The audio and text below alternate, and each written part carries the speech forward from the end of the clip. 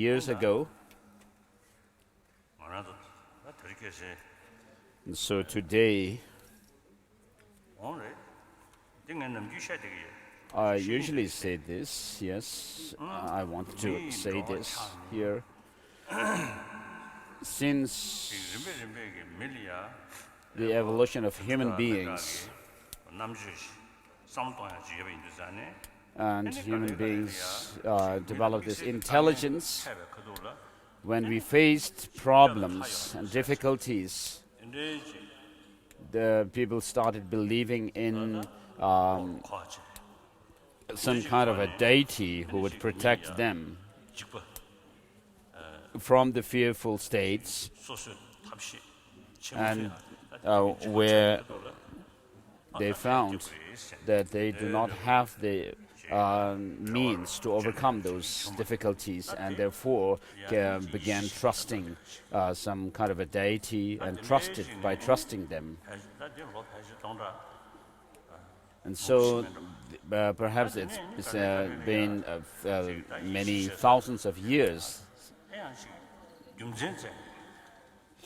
And then later on, not only saying that there are spirits and gods and so forth, but by looking for reasons in order to strengthen their faith, this kind of system developed. And so the Egyptian civilization developed about 5,000 years ago, and also the Chinese civilization around 5,000 years, and then the Indian Indus Valley civilization about 5,000 years ago developed. And so people's understanding, mental capacity developed stronger. And then philosophical ideas also, explanation of philosophical ideas developed as well in order to strengthen and our faith. And as I said, in the last days, so many of you know this, of course, but some of you may not have heard me saying this. One time in Amritsar, there was an international interfaith meeting, a seminar sort of thing, led by some Sikh practitioners. And then there were many other representatives or participants from different religious traditions. And there was one Sufi scholar, Sufi, which is one sect of within Islam.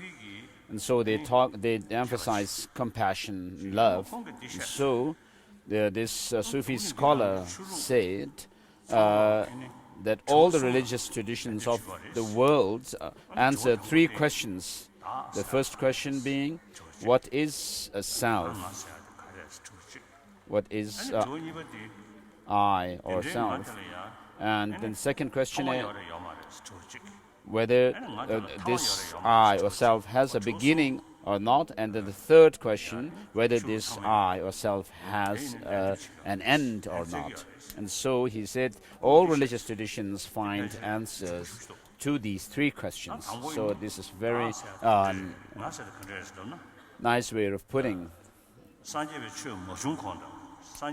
And so with regard to the first question, what is the self? So before Buddhism came into this world and after Buddhism came into this world, all the religious traditions other than Buddhism believe in a self which governs our body and mind combination or aggregates. And so what we in Buddhism is called, termed as a unitary, permanent, autonomous self, whereas Buddhism says there is no such a self.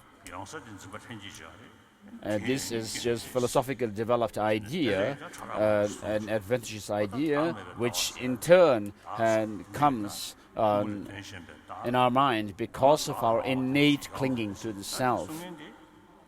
And therefore,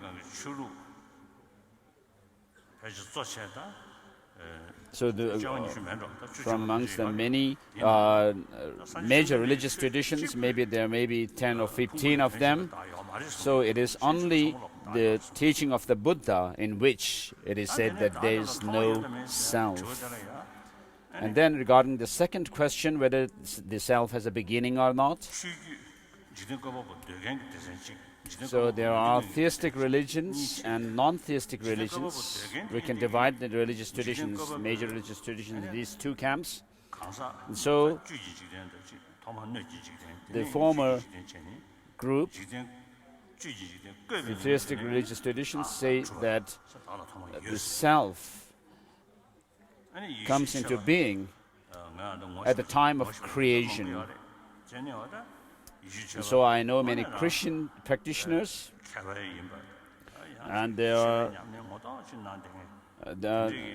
are people who a Christian who was a practitioner as well as a scholar.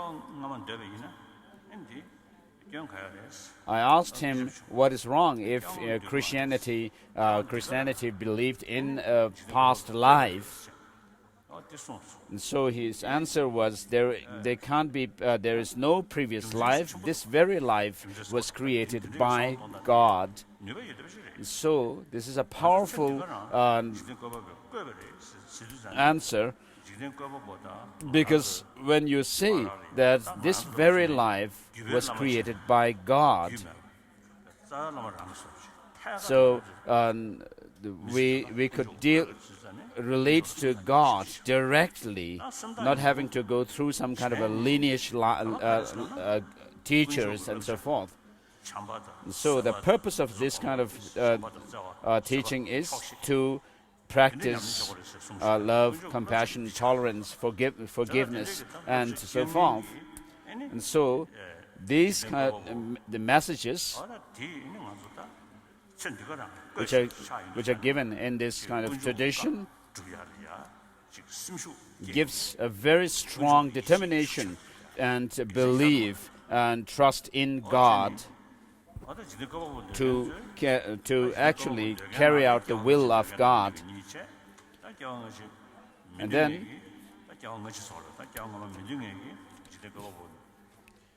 so within the theistic religions, there are those who believe in past and future lives as well.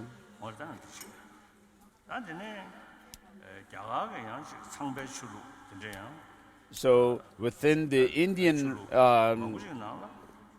Brahminical religion, ultimately it is said that everything came from God, but then they also developed the idea of believing in past and future lives. Now, within the non-theistic tradition, there is the non-theistic Sankhya school, and Jainism and Buddhism.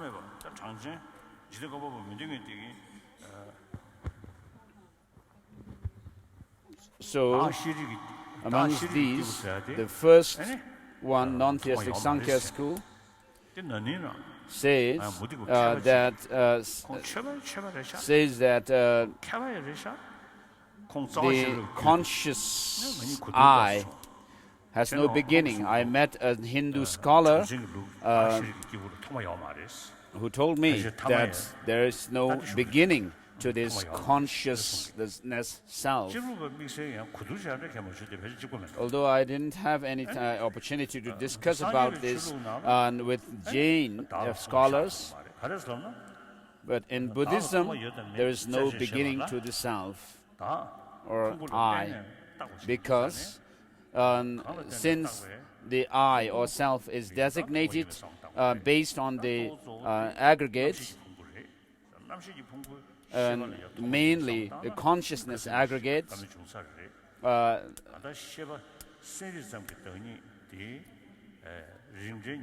which is which must come from its own similar,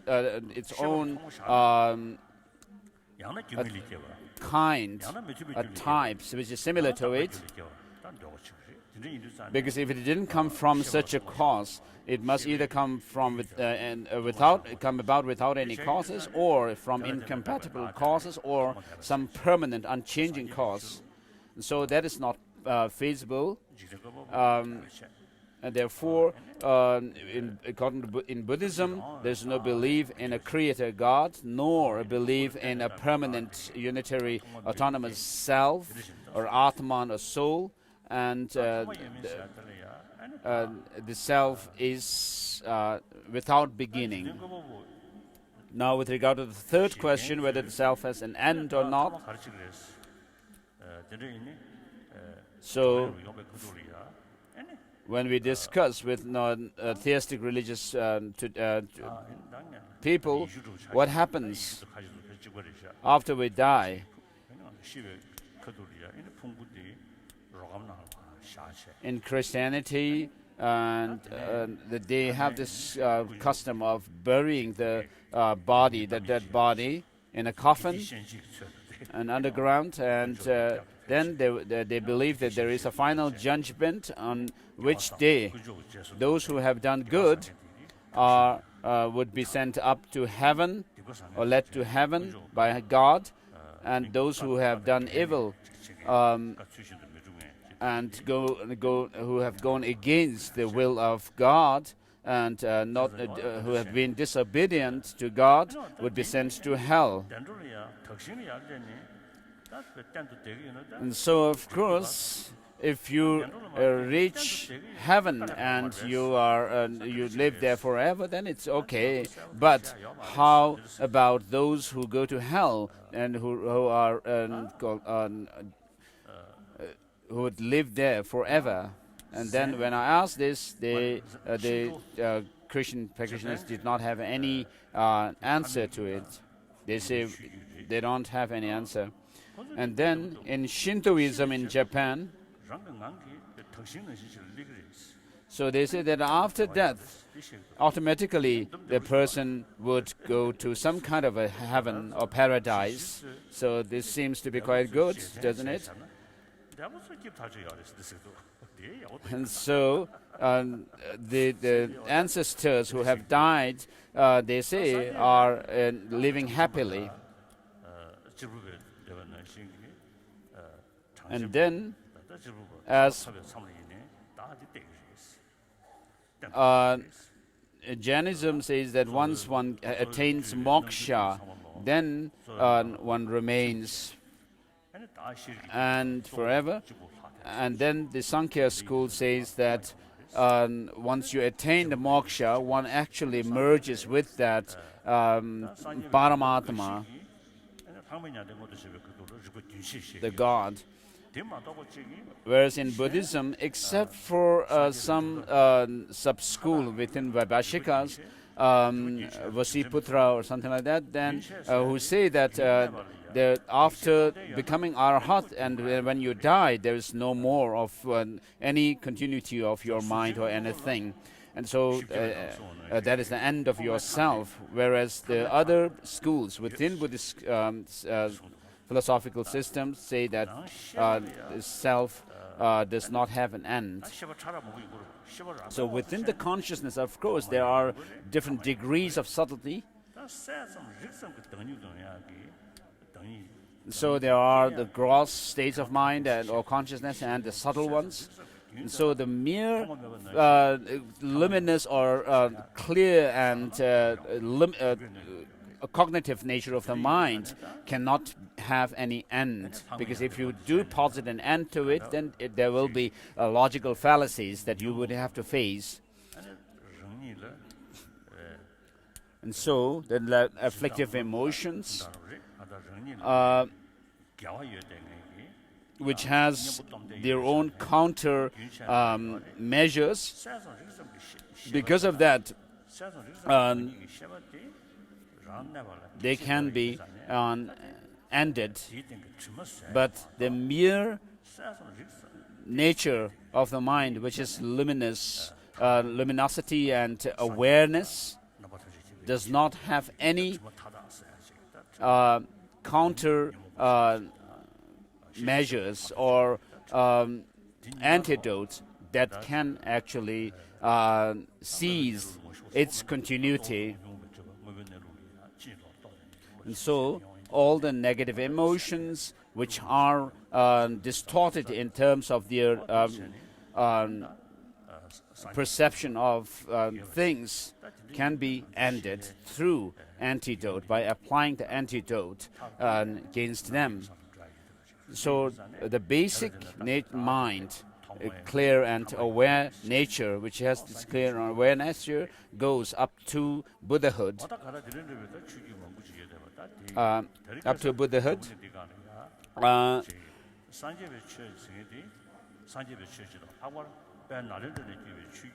And so Buddhism in general, and particularly the Buddhism which has come from the Nalanda tradition, in which many people who actually do investigation and research find it quite interesting and admirable. And so, since around 3,000 or 4,000 years, these religious traditions with some philosophical grounding developed in this world. So since 3,000 to 4,000 years, until the last 200 years, until before the last 200 years, these religious traditions actually have been in the world. And then around 200 years ago, people started investigating the external things, matter. And so, because of that, what we actually expected expected to come through prayers and so forth, because of the scientific and technological developments, because they could be achieved easily, and therefore, in the last more than 100 years, because science and technology actually brought about the things practically to people, and therefore people started believing in science and technology more. Although we have although there are many people who follow religious faith, but people in general started putting their trust and belief in science. Then, towards the end of the 20th century,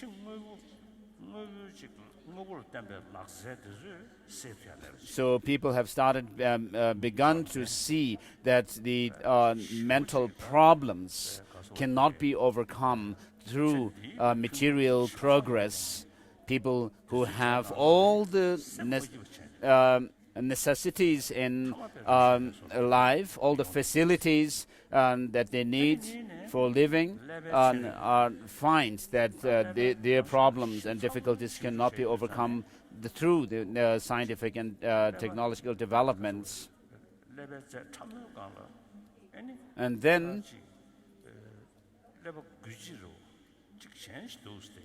And then some neuroscientists, brain scientists, have now found that there is something which can actually, something which is different from the, apart from the brain, which can actually impact the brain itself.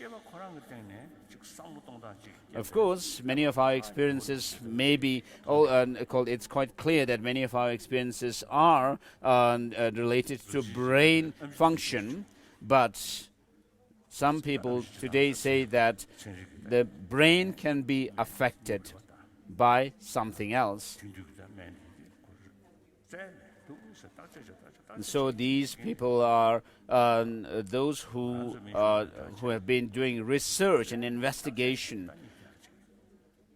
So through their research and investigation and experiment, they found such things. So we need also to do that in our medical system. So medical doctors have found these things. So I had a discussion with a medical scientist. Because of course, we can experience ourselves that due to some change in the brain, we've experienced different, we undergo different experiences. But I said that without there being any kind of disturbance in the physical elements and the brain cells and so forth, merely by bringing up some thought in us, isn't it possible that there's something going on in the brain, a change? And this doctor, the medical scientist, said that it seems it's possible, but this cannot be true. So this kind of scientists are more narrow-minded and radical scientists. And so recently also I met a scientist. So he was quite honest. That when I asked him questions, he said sometimes that he didn't know that. But then he was quite staunch classical scientist who held on to the brain being the source of consciousness.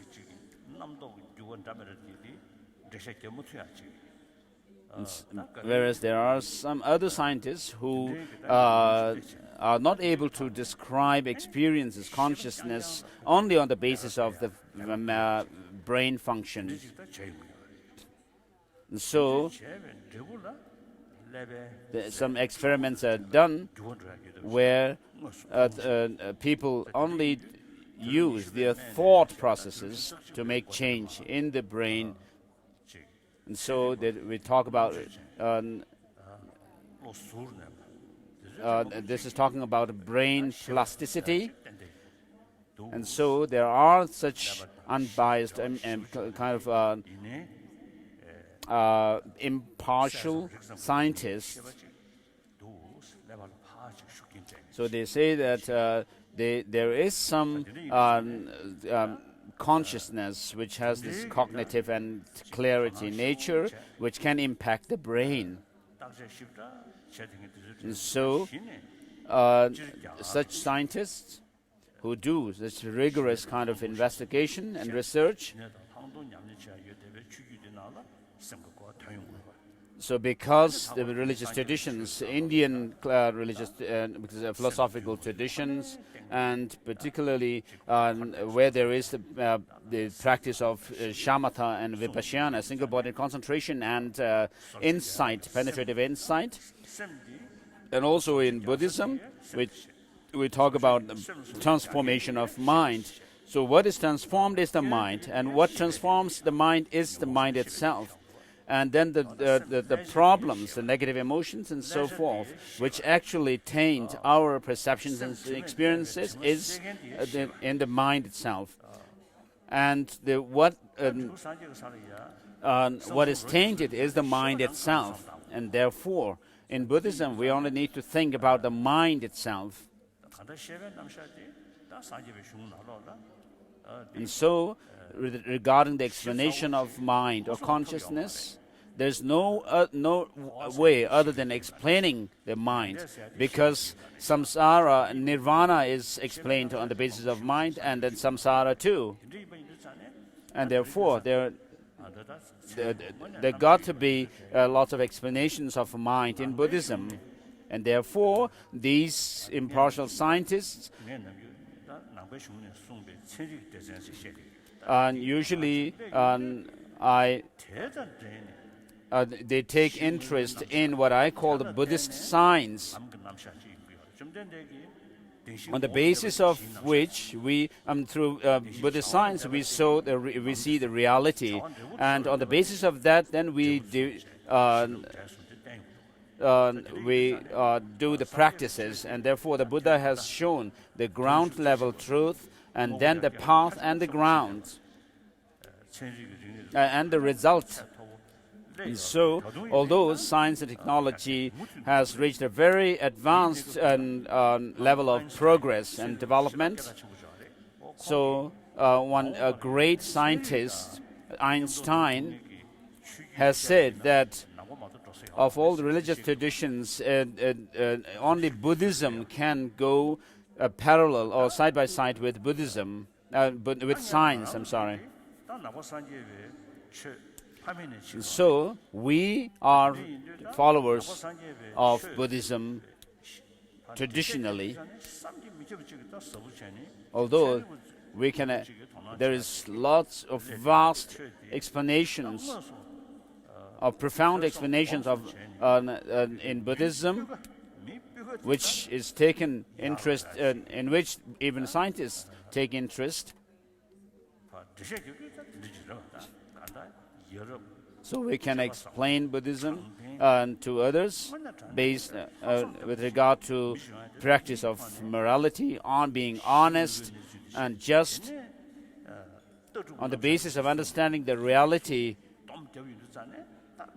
on the ground level, and then develop the philosophical ideas, and then practice warm heart and produce good people. So we are supposed to be following such a tradition. So whether we really understand Buddhism or not, we are the ones who say, I take refuge in the Buddha, Dharma, and Sangha. Although we may be able to explain a lot, give explanations, but when it comes to real practice, you may show your true color, as it is said, that when you are happy and at ease, you may appear to be like a religious person, but then when you really confront difficulties, you would actually show your true color. And so, many people who are not traditionally Buddhists take interest in our tradition, Buddhism. And then many Chinese who visit Tibet and really admire Tibetans. As I had said earlier, that we should not cause degeneration to our quality. So Buddhism has a value,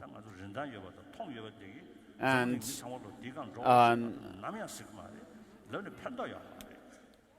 so, of course, we cannot say that everyone on this earth must be, all human beings must be, all people must be Buddhist. I mean, we cannot say this. There's no point in saying this. And so we need to see the value of Buddhism, which is our traditional religion, and it is something which can be actually proved through reason. And when you actually apply the teaching within yourself, it is beneficial also. And therefore, we need to really know what our tradition is, as to how to transform our mind, which is taught in the Lamrim text that we read in the last many days. And then today we are doing the tantric initiation with regard to which comes under the tantric class. So regarding tantra, there is non-Buddhist tantra. They also have the visualizations and practice based on chakras, wind energy, drops and energies, and the channels. So at one point I met some Hindu practitioner in Gorakhpur. they have the practice of what is known as holding the vase. And then he also told me that they have the practice of projecting one's body out of the mind and transferring into other bodies. So some people say that, of course, without knowing that Buddhist Tantra is Hinduism, we need therefore to make distinction between Buddhist Tantra and Hindu non-Buddhist Tantra. So as soon as we do a deity yoga practice, we need to do that within the practice of dissolving ourselves into emptiness. So in every deity yoga practice, there is this phrase which says, dissolve into emptiness, or everything dissolves into emptiness. And therefore, since Buddhist Tantra is based on this understanding of emptiness, it differs from the non-Buddhist Tantra. And this understanding of selflessness or emptiness must serve as a factor to overcome the cognitive obscurations. And so, in order to be able to do that, we are going to do the tantric initiation, which comes under the Kriya Yoga Tantra, the Action Tantra, and within which there are different lineages, and the lineage that this particular initiation belongs to is the Lotus lineage, within which we are doing the Chendrasik initiation, Avalokiteshvara, with 1,000 hands and 1,000 eyes. And Tibet is known as these very the chosen or the special land related to Avalokiteshvara, as we find mentioned in the sutras as well. When the Buddha, where Buddha mentions the Buddha, Shakyamuni mentions that Tibet is the very special land connected to Avalokiteshvara, and Avalokiteshvara is the embodiment of all the compassion of all the Buddhas. So, Mahayana, the teaching boils down to the practice of bodhicitta, the cultivation. And so, the practices pertaining to the beings of intermediate scope and the beings of small scope actually are the preliminary practices that leads to the cultivation of bodhicitta. So our main practice is this, bodhicitta, the spirit of enlightenment. As we come across this phrase, my guru deity, and so here your practice is Chendrasik is related to our practice of compassion and the bodhicitta. And so Chendrasik, being the embodiment of compassion of all the Buddhas, is related particularly to this practice of bodhicitta, compassion. And Tibetans biologically seem to also have some affinity with Avalokiteshvara, and also the trans-Himalayan regions of India and other countries, as well as Mongolian and so forth. So you are the people from the Tibetans and other traditional Buddhists following the Tibetan Buddhist tradition. Of course, you are related to Avalokiteshvara. And in China, Kuan Yin is considered, regarded very highly and sacred. And then people from the Western countries, you were not traditional Buddhist, but whether we call it your the imprints from your past lives, or whether we say that because of your investigation, by using this intelligence, you found Buddhism and then chose Buddhism as your religion. And so, all of us, for all of us, our main practice is bodhicitta. And therefore, Avalokiteshvara, if you make Avalokiteshvara your own deity, the special deity in your meditation for cultivation of bodhicitta, it would be very good. And so in order to do this initiation of Avalokiteshvara, we need first to go through the preliminary process. And so we are actually doing the preliminary process and the actual initiation in one sequence. And so first, His Holiness is doing the Gektor, which is an offering of Dharma, a ritual cake, to appease spirits or some kind of a negative spirits or evil spirits who might otherwise hinder this practice of giving the initiation and doing the preliminary to the initiation.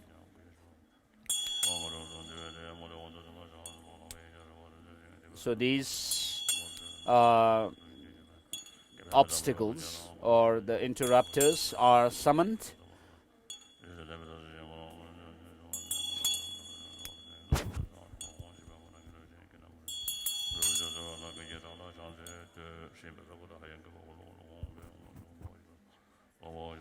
So if the Dharma is blessed,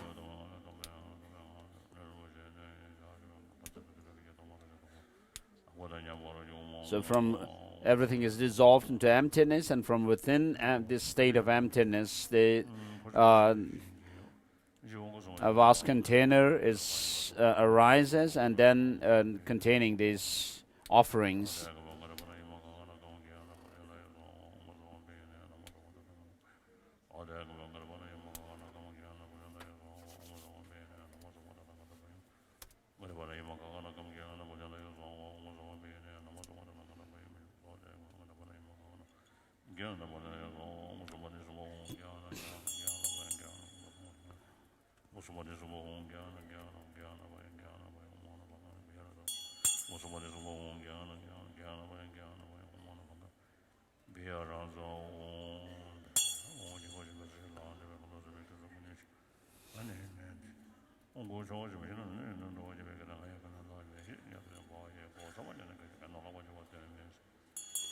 So these obstacles or the interrupters are asked to come forth and accept this Dharma offering, and are asked to leave this place in a peaceful way.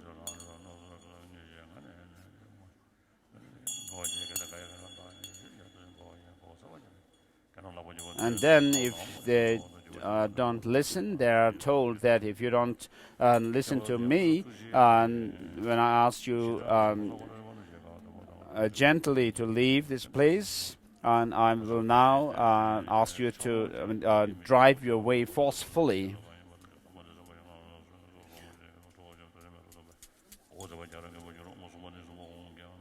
So they are sent away.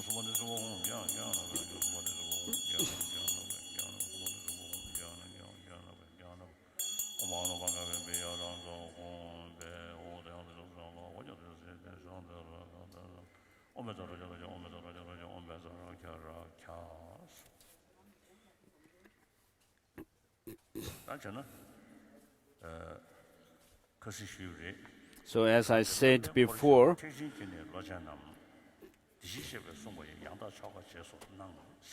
so this initiation is given to, as this Tantra says, of course, the monastics, nuns and monks have your own vows already, the monastic vow, celibacy vow, the vow of celibacy.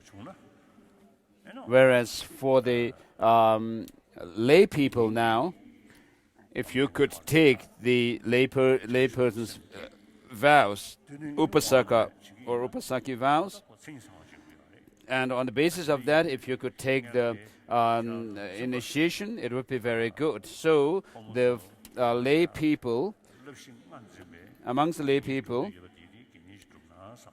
if you wish to take the 5 precepts of a lay person, the 5 precepts being not killing, not stealing, not committing rape.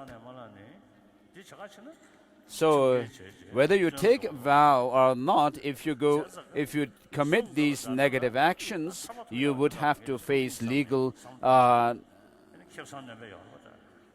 suits.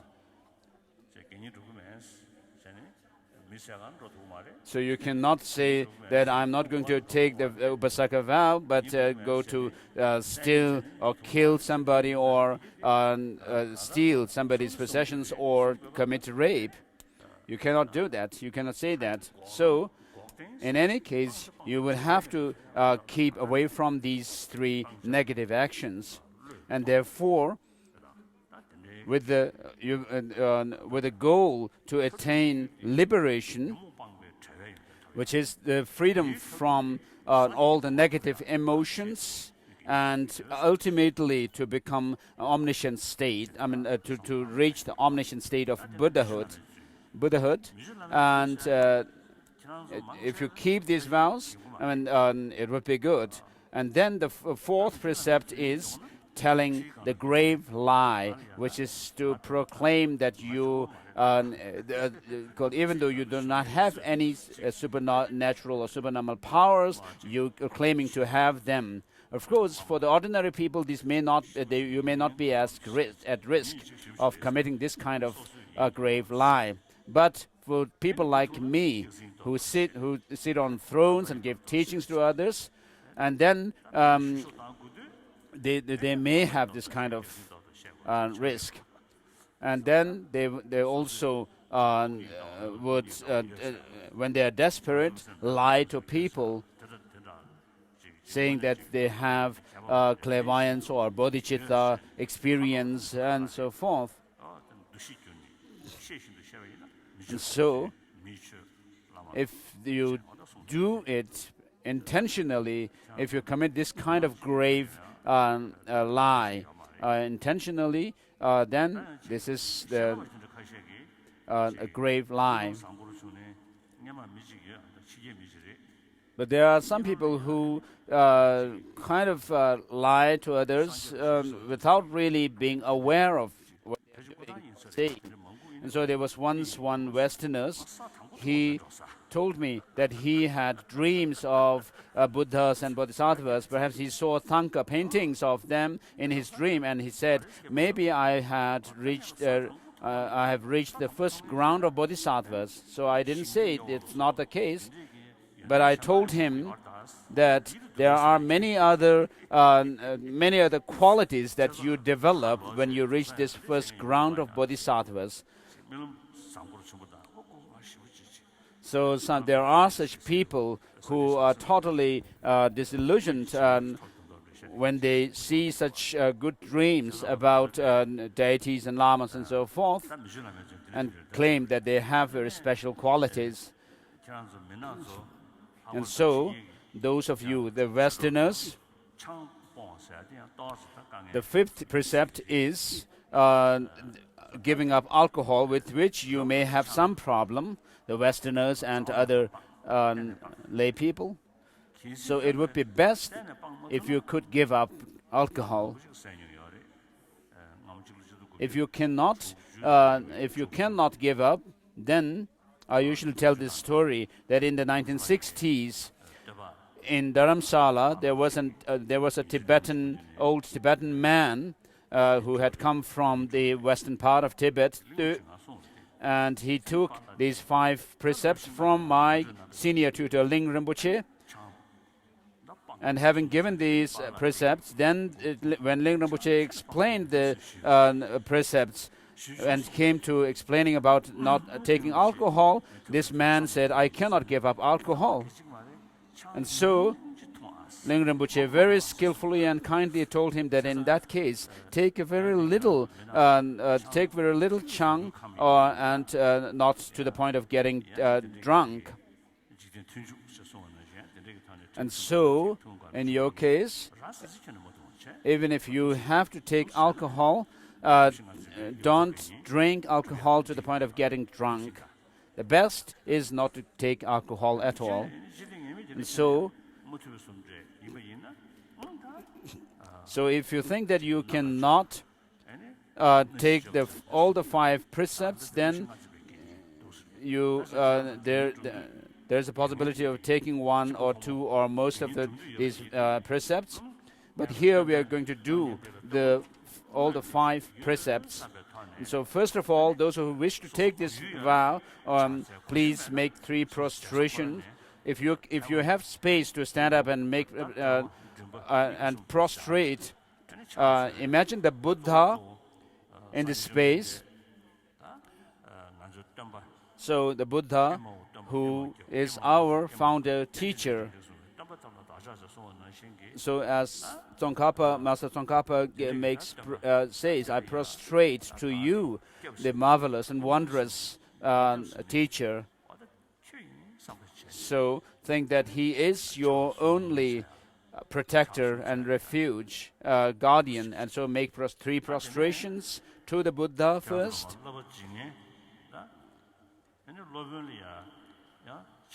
And then make 3 prostrations again to me, who is going to give you the vows. Only to the lay people, please.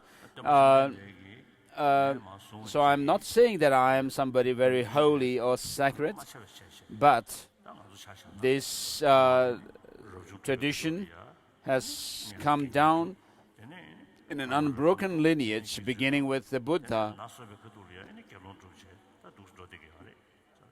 And so we have this tradition of taking the Upasaka vows and then becoming a Rabjung, and also taking novice vows. And then when you come of age to become fully ordained monks, then you do receive that.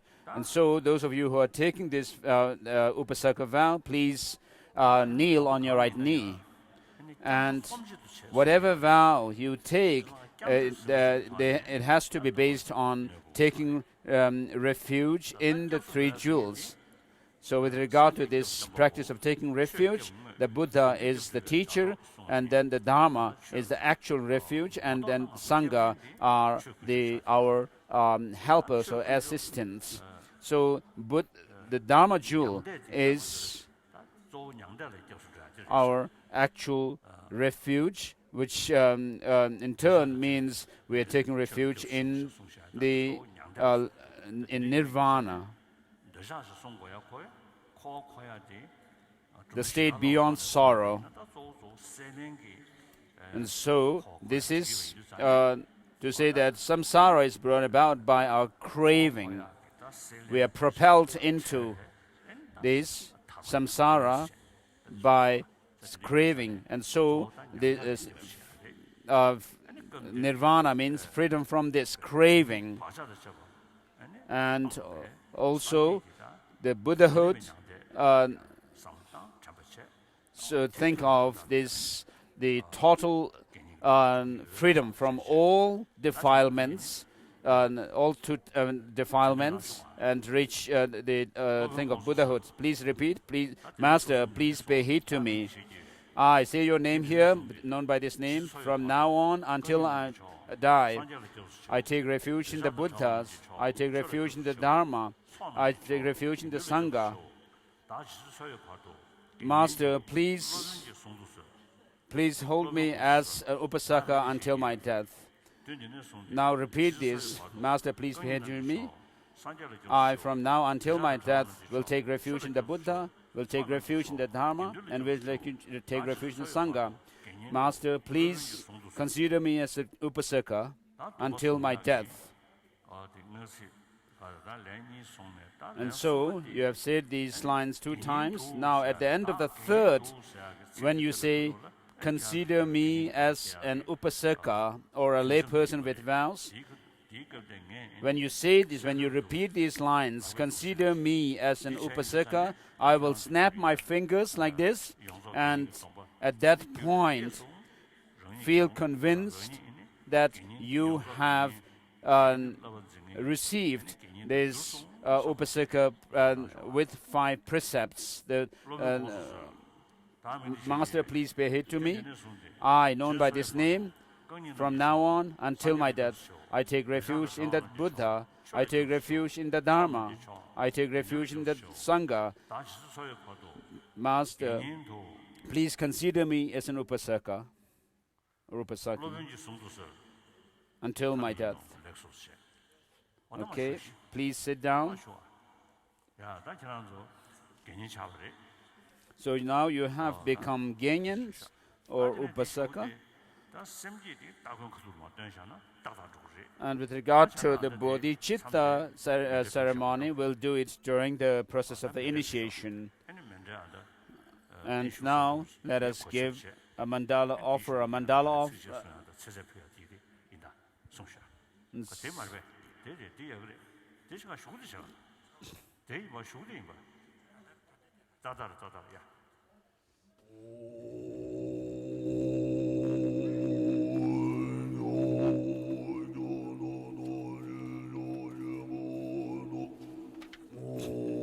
so inseparable from the victorious, pervasive Lord, the great holder of Vajra, complete master of the doctrine, refuge and protector, Lord of the victorious ones, omniscient one, great gifts, venerable Jambil Ngawang, Lozan Yeshe, Denzin Gyatso, Lord of the 3 planes of existence, the unequaled one, glorious and noble one. In order to receive the holy, in order to receive from your holy mouth the profound Dharma discourse.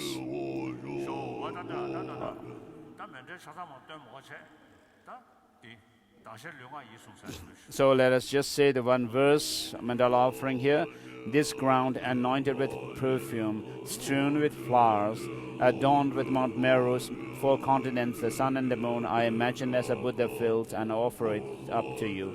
May all beings enjoy this pure land.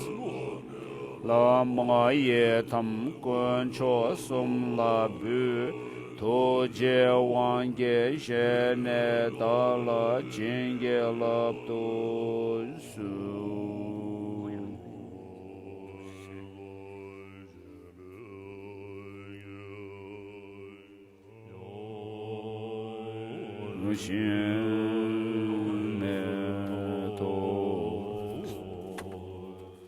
Ditemida dashenlunga temida ngedi loshas. Ngedi loshas dashenlunga malaviche.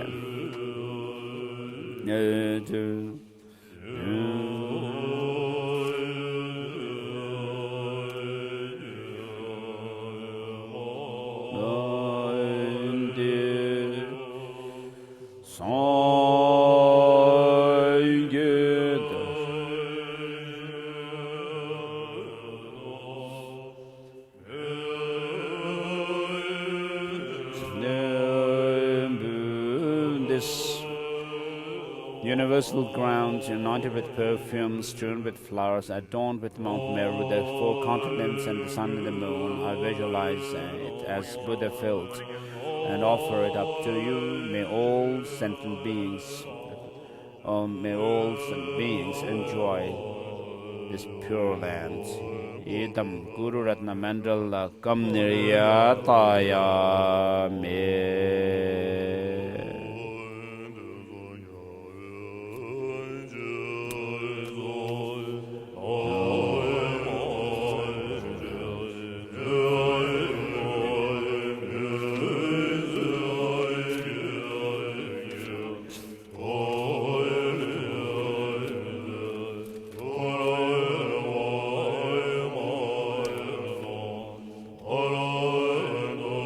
Goramindu.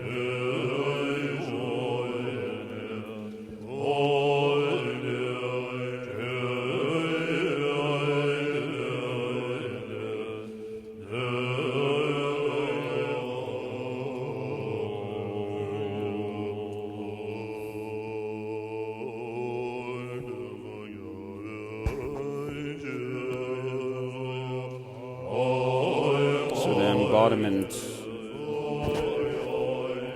or the personification of all the Buddhas of the three times,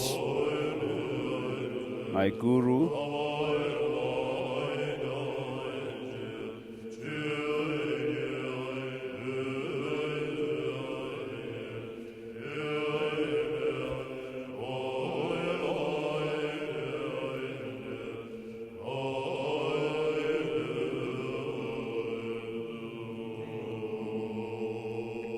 so please accept it and shower on us the rain of the profound and vast Dharma.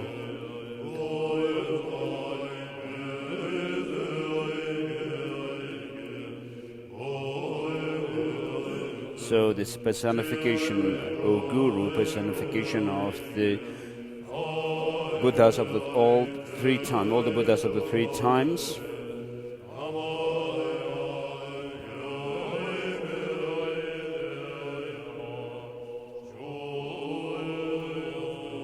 remain forever by accepting this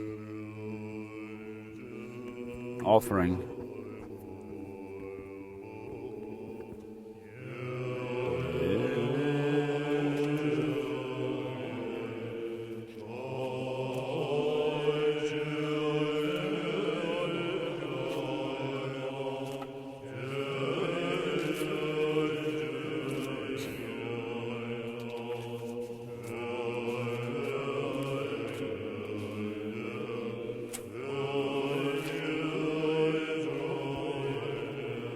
Sikare.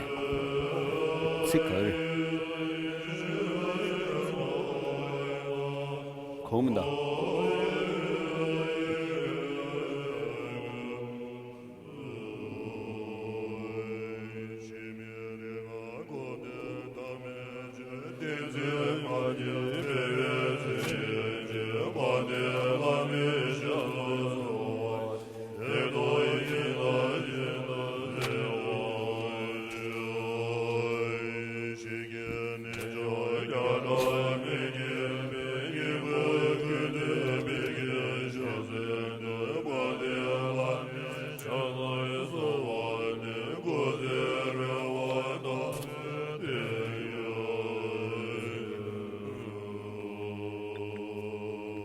May the precious Guru live adamantly,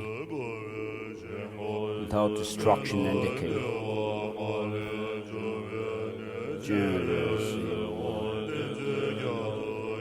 This land surrounded by snow mountains, in the land surrounded by snow mountains, you are the source of all happiness and benefit. Lord Chandrasik, Tenzin Gyatso,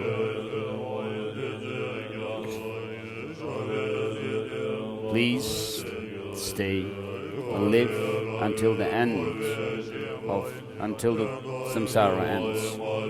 Jungve ne chenre sigwan tenzin gyatso, shape site pardo tengyorochi, sondo jobe lam chechere sense kanjen tenju kwen. Protector of the land of snows, and the beings of the land of snows,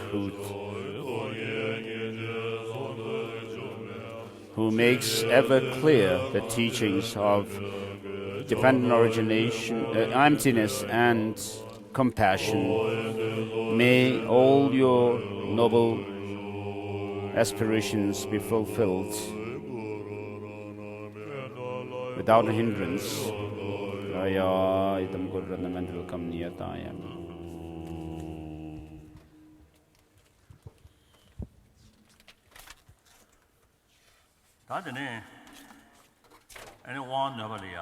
So in order to take the initiation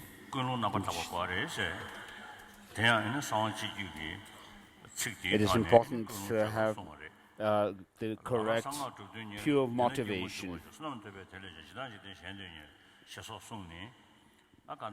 So in the secret, General Secret Tantra, it is said some seeking to practice secret mantra wish to enter the mandala here. Some others desire merit, and still others seek something other than that. And so it is very important to have the pure motivation, whether your dharma becomes turns out to be a dharma for you, or whether the Mahayana teachings become turn out to be a Mahayana dharma for you, depends on your motivation. So with the motivation to overcome your enemies and to safeguard your relatives, and for fame, name, and so forth. If you do Dharma practice for these purposes, then instead of becoming virtuous, it may turn out to be non-virtuous. And so Gongdang Tenpa Döme has said that tantric practices, which are meant for the final enlightenment, if this is used for mere longevity or to gain wealth and also to overpower others, and also to overcome some kind of obstacles, and saying that, oh, I have some obstacles, therefore I need to make my fire puja offering, and so forth. We do these things. So if you do these things, and then the gods of wealth in the Kriya Tantra, there are these gods of wealth and so forth. Of course, there may be those who have actually met with the Buddha, and also those who are bound to oath by our past great beings, masters. So such practices, if we actually use them merely for gaining wealth and so forth in this life alone, such deities that are bound by oath and also by the Buddha actually are meant to help us, to lead us to Buddhahood.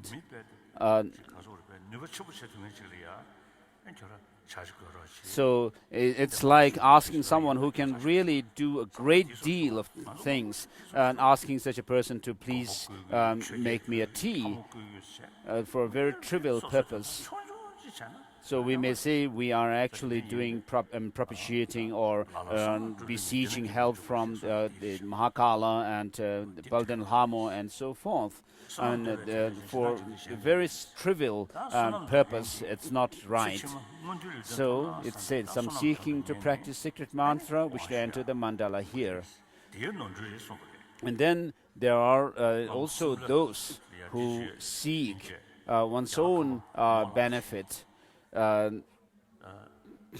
So there used to be once one ethnic Tibetan who lived in Shimla, and she came to see me every year around the Losar Tibetan New Year time, and always whenever she came to see me, she would make this prayer: please do not let me into hell realm.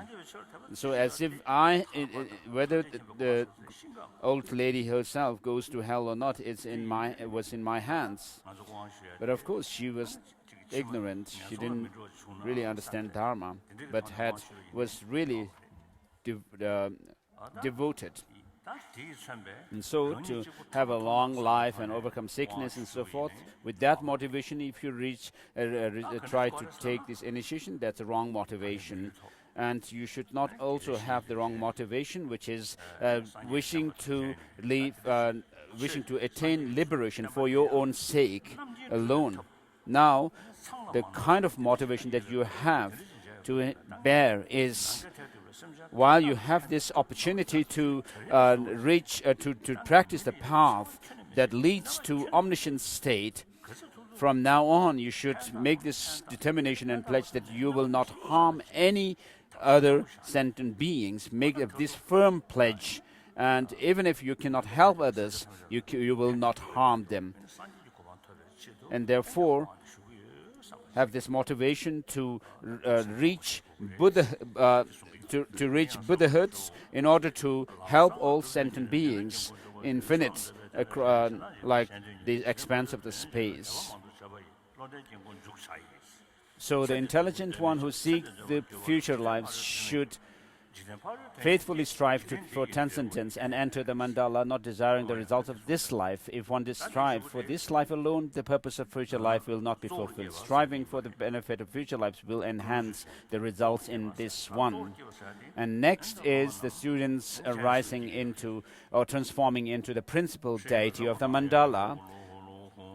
Here, you are arising into Avalokiteshvara. So develop the attitude that you are not in the ordinary form. Instantaneously, you transform into the aspect of great compassionate one with one face and two hands. So, as I said earlier, when you do tantric practice, you need to transform yourself into a deity from within the understanding of emptiness. You cannot just imagine this body made up of flesh, blood, and bones, and so forth, as transforming, becoming our Avalokiteshvara, just like that. And so, first think about this I. We have a sense of I, and so how does this I appear to your mind? So, whether it's yourself or things outside, others, everything appears to your mind as if they have some kind of independent objective existence, true existence. So even in dreams, we have such appearance in our mind. So of course, this true appearance will be there until you attain the path which is totally absorbed, which directly perceives emptiness. So what appears to our mind is that things are independently, objectively existent, and not that they are designated by our conceptions and language. If this were true, if things were to have any objective existence, then, for example, when you think about yourself, this I, if you try to find the I within the body and the mind, you will not be able to find anything that you can point to as being this I. And so just think about it. This solid I that appears to me, to my mind, because of misperception, misconception, just determine in your life, in your mind, that there is no such an objectively existent solid I. So since here we are doing this meditation on emptiness in relation to a deity, we also need to withdraw all the ordinary perceptions, and also this impure body and mind has to be withdrawn. The perception of it has to be withdrawn. And so everything, including this I, is empty of inherent existence. So meditate on emptiness, and from within this meditation on emptiness, then think that you transform into Avalokiteshvara with one face, two hands. and making request. Oh, please repeat. Oh, bliss, great bliss, you are my teacher. So, Master, please pay attention to me, to the firm way of great enlightenment. I beg you, oh great protector, please grant me the pledges. Please grant spirit of enlightenment to the Buddha, Dharma, and the Sangha. Oh protector, please lead me to the supreme city of liberation. Oh protector, please lead me to the supreme city of liberation.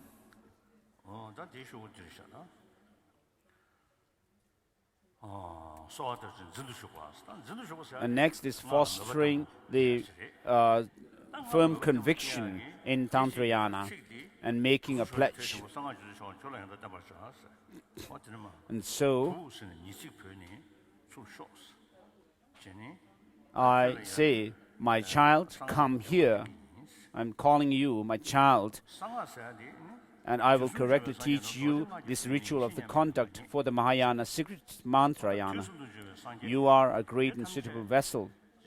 And so all the Buddhas of the three times became fully enlightened, relying on bodhicitta.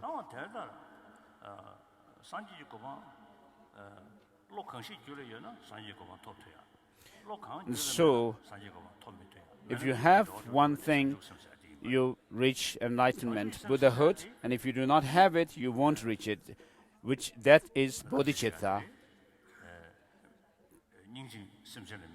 So, as I said before, with compassion, you focus your mind on, direct your mind towards sentient beings, and with wisdom, you focus your mind on enlightenment. Now, in order to be able to fully fulfill the interests of other sentient beings, you need to know the different mental dispositions, interests, proclivities of others, without which you cannot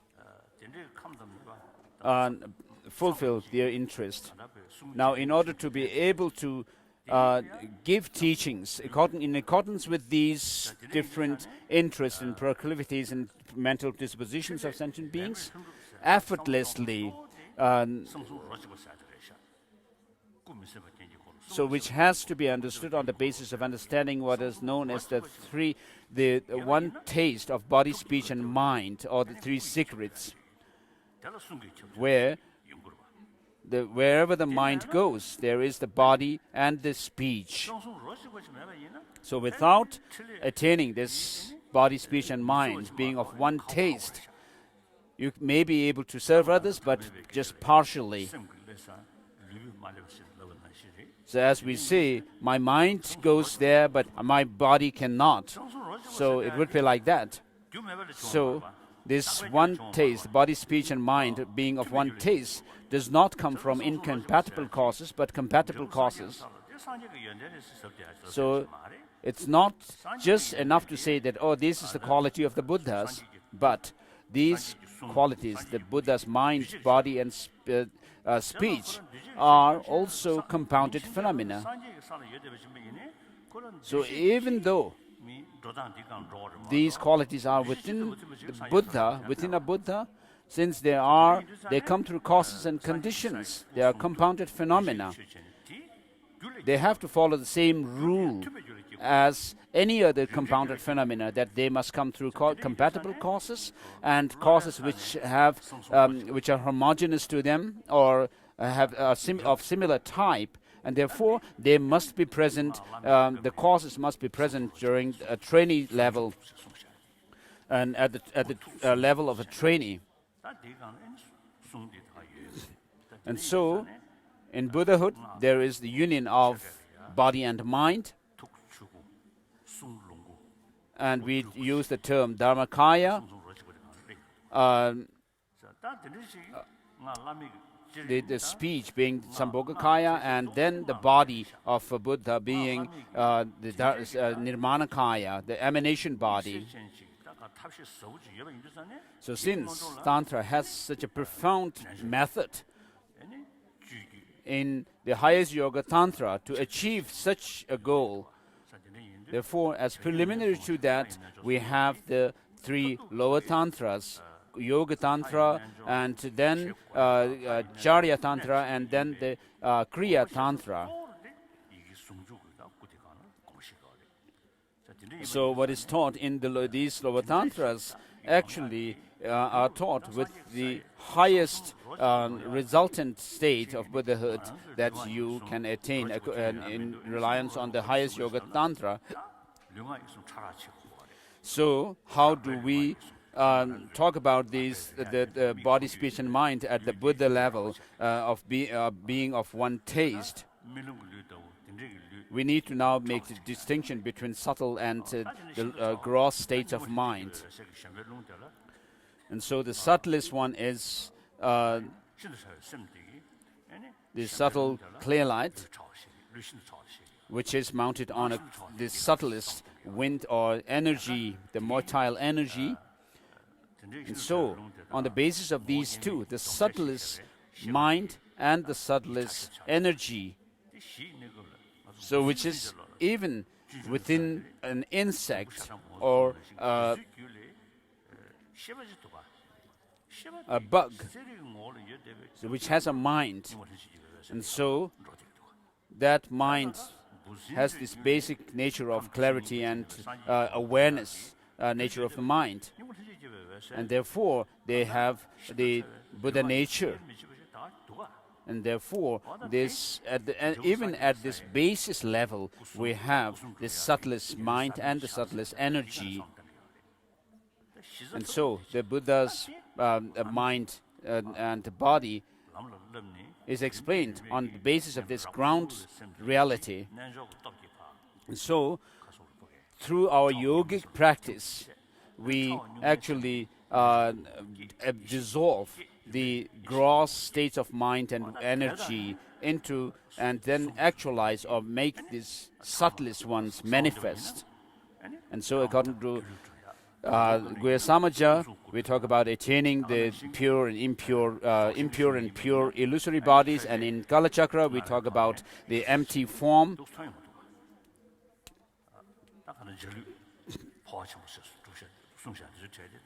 And then in the Dzogchen practice we talk about attaining the rainbow body and so forth, which is the self-appearance or of this clear light mind, the innate clear light.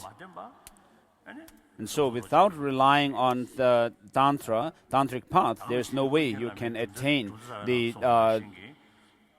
body, speech, and mind being of one taste. And so Kunkyang Lama Jamyang Shepa says, so Tantra shows the highest antidote to the defilements.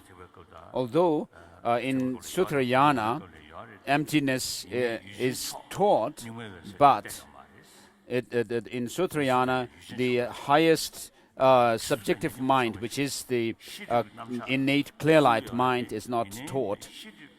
And although in Sutrayana there is explanation of or mention of the cognitive obscurations,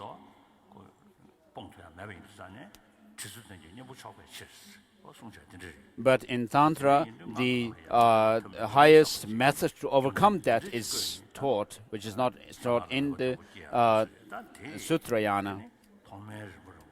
And so, in Dzogchen, we have the 9 yanas. First, we go through the first 3 yanas, and which leads to the next 3, and then we have the last 3 yanas. So all these are taught or practiced on the basis of this clear light, innate clear light mind.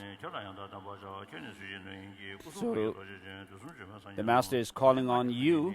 Come here, my child, I will correctly teach you this ritual of contact with Maya and Ashtanga mantra. You are a great and suitable vessel possessing the Vajra body, speech, and mind. All the Buddhas of the 3 times found the perfect, unequal, exalted wisdom through the power of this Vajra mantra. The line of Shakya, Shakyamuni, and the other supreme ones used the unparalleled practices of the secret mantra of to destroy the hordes of incredible powerful evils. After knowing the world would follow them, So next we will do the bodhisattva generating bodhicitta, and then through a ritual, and then take bodhisattva vows. So this tradition of taking the bodhisattva through generating bodhicitta through ceremony seems to have been broken at some point.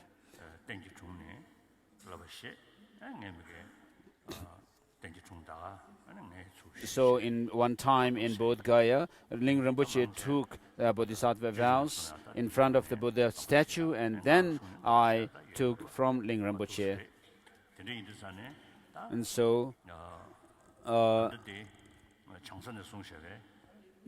which is following the bodhisattva bhumi. And so this tradition seems to have disappeared. So it's all this saying. So please say this.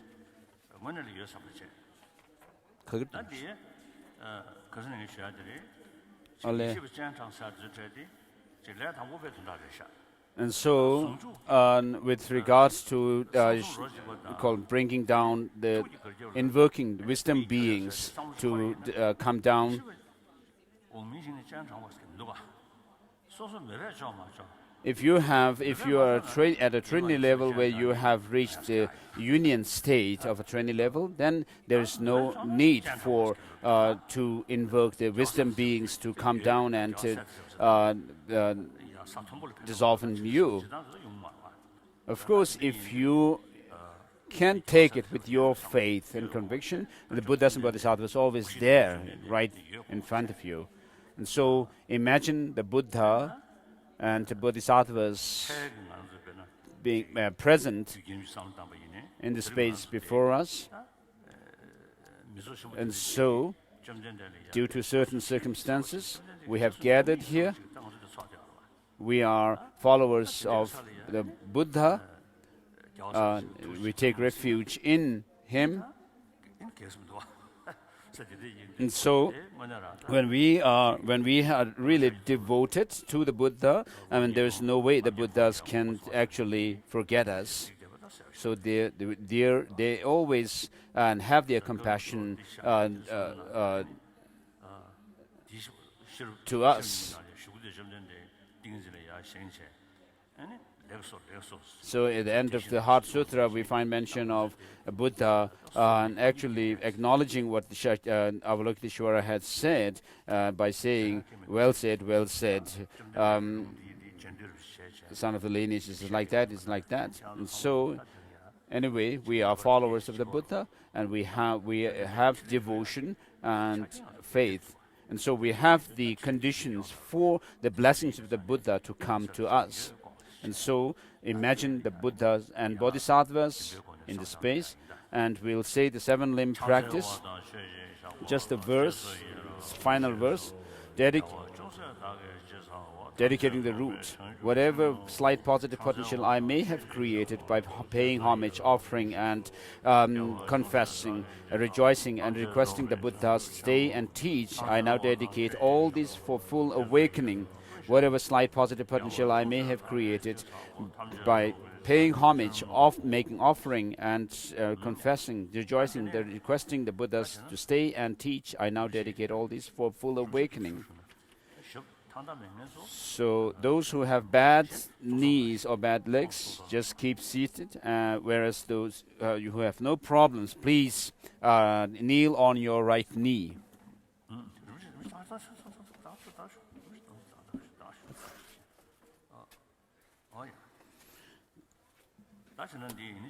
So please repeat these lines.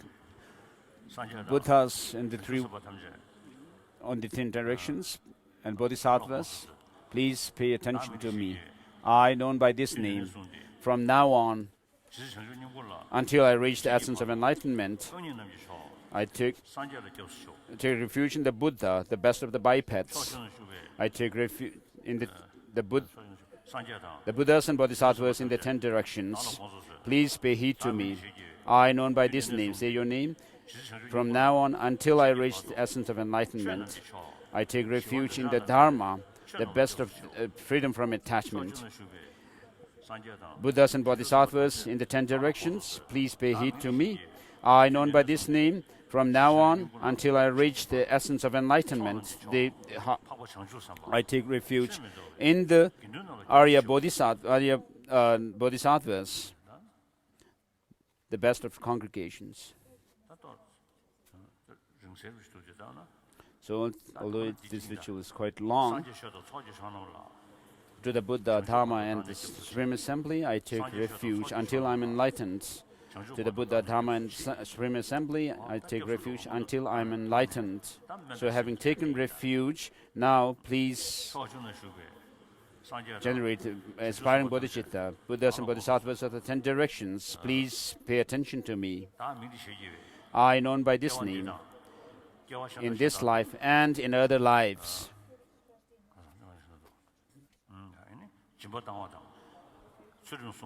My practice of generosity, keeping morality, patience, practicing patience, and whatever virtues I have created, all of this, just as the Arahats of the path and the Buddhas, Bodhisattvas, and the Bodhisattvas on the great grounds, just as they have generated the mind of enlightenment, I too, known by this name,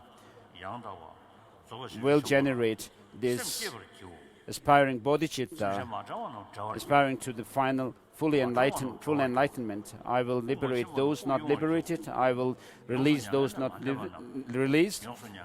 I will relieve those not relieved, and I will lead to the full state beyond sorrow, those who have not reached it. Through the accumulations that come through generosity and so forth, may I become a Buddha to benefit all sentient beings. So this is generating the aspiring bodhicitta. Now, think about this aspiring bodhicitta and pledge that you will not give it up at all. And so, of course, there are people who do self-generation of deities and so forth, and self-initiation and so forth, and you will do this ritual. And so those who do not have such practices, you should also remind yourself of this aspiring bodhicitta. Today, my life has borne fruit. This human life is meaningful. I'm born into the Buddha's as a Buddha's child.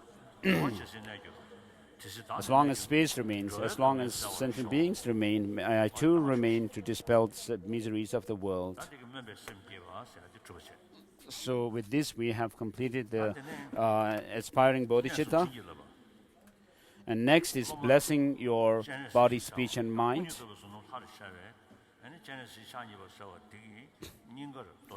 So, you having arisen into the Avalokiteshvara, imagine Om on your crown, A at your throat, and Hum at your heart.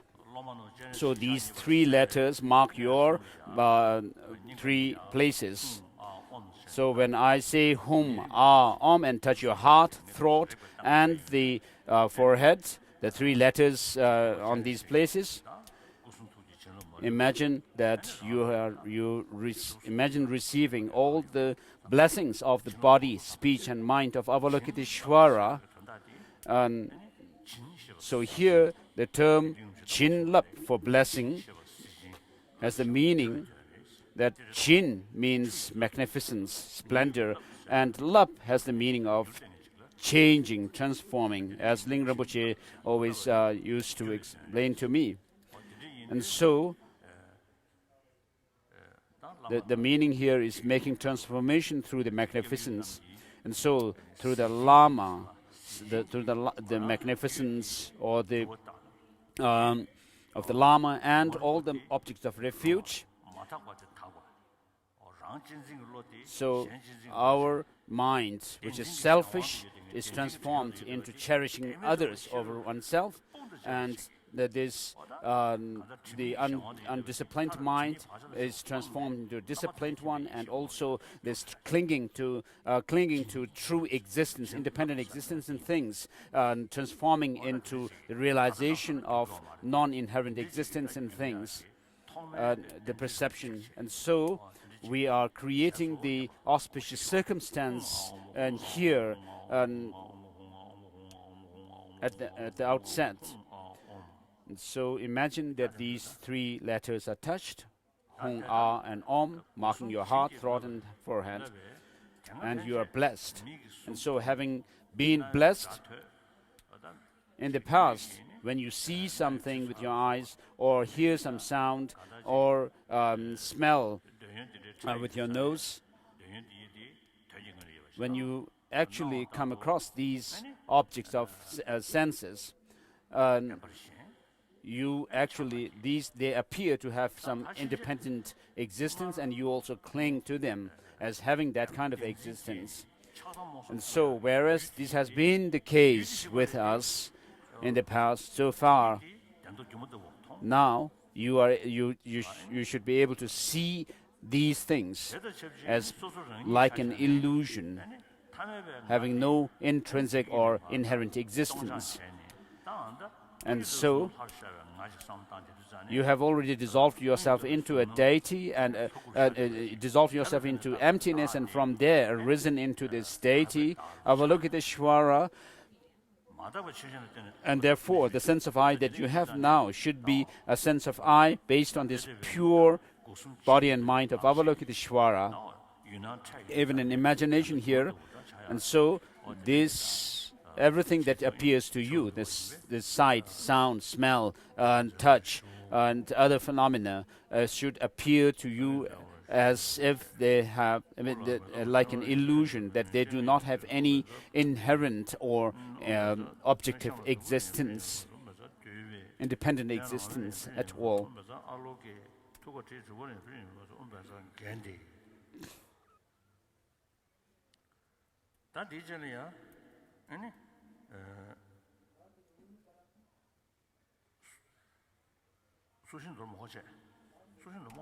So we'll not go through the process of throwing the neem stick. So the mantra for this, the blessed water, a handful of water that you will receive.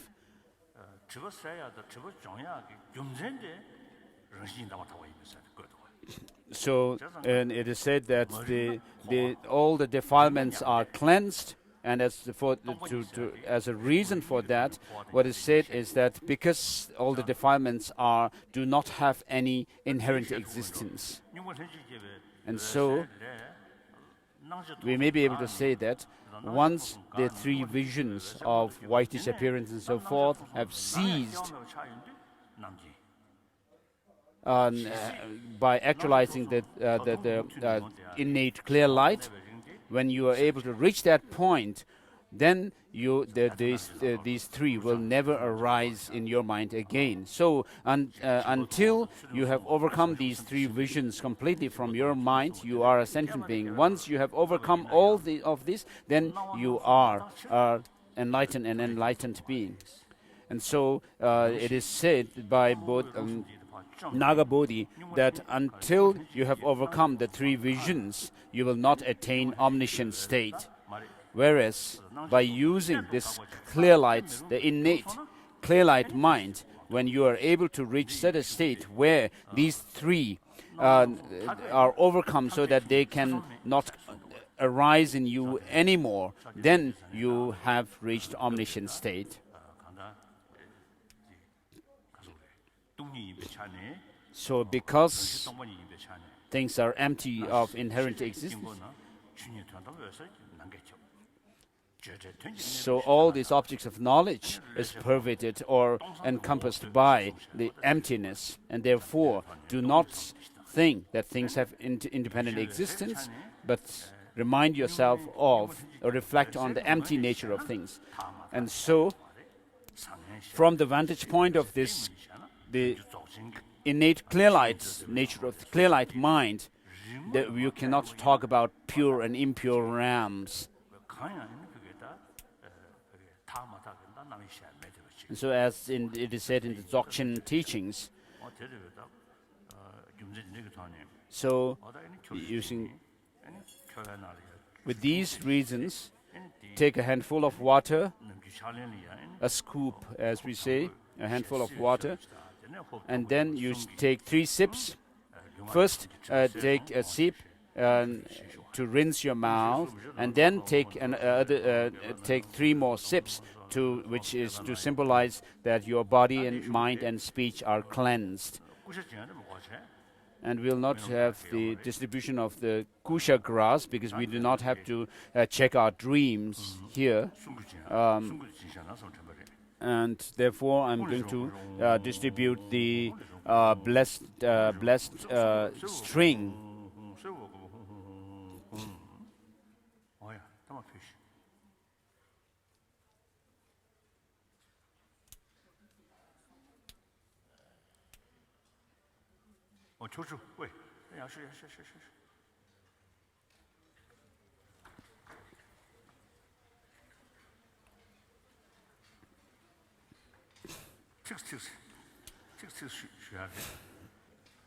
And so you'll get just a small amount of water, this blessed water. Take 4 sips. First, rinse the mouth. With the first, you rinse your mouth, and then with the second, third, and fourth, you imagine as you take them that this blessed water cleanses your body, speech, and mind. And then for the string, the mantra is Om Buddha Maitri Raksha Raksha Sarvana Swaha.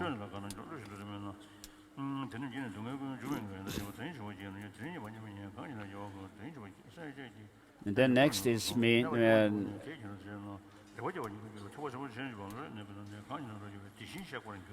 inspiring delight in the disciples and giving instructions on that.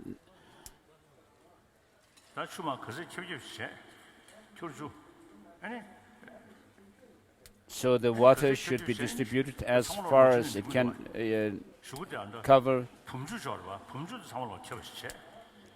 So this handful of water that you receive, if you don't get it, don't mind.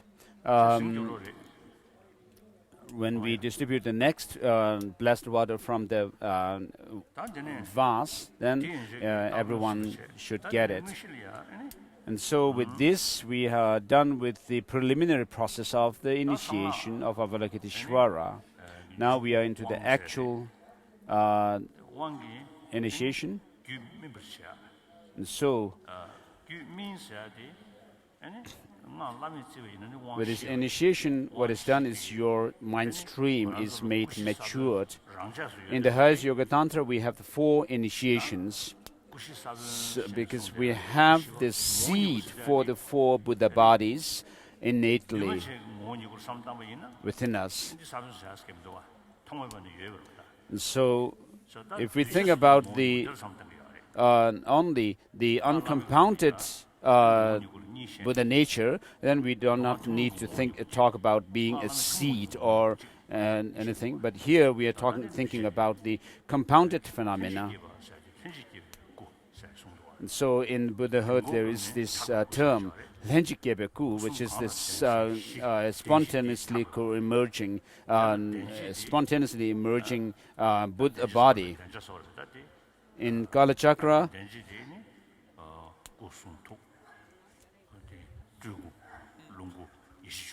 it mentions the three Buddha bodies, the Dharmakaya, Sambhogakaya, and Nirmanakaya, which is based on that innate quality. And so these seeds are made manifest in you. And so to sum up, to summarize, we have the four bodies can be included into two, which are the Rupakaya, the physical dimension of a Buddha, the physical or the form body, and then the Dharmakaya. So we have this, the energy which goes with the subtlest mind, which is the substantial cause for the Buddha body. It's just like a seed, which when you sow it into the ground, then there will be sprout and others. And so, in Tantra, we have the maturing initiation, and then the path, which is the liberating path, liberating initiation or empowerment, and then the resultant initiation. And so, in order to give this initiation, we need to have a basis on which this can be actually effective. And therefore, in order to receive initiation, please make a mandala offering. This ground anointed with perfume, strewn with flowers, adorned with the Mount Meru, with the sun and the moon, the four continents. I imagine this at the Buddha field and give it up to you. Please accept it. Bless. May all sentient beings see. Please repeat this.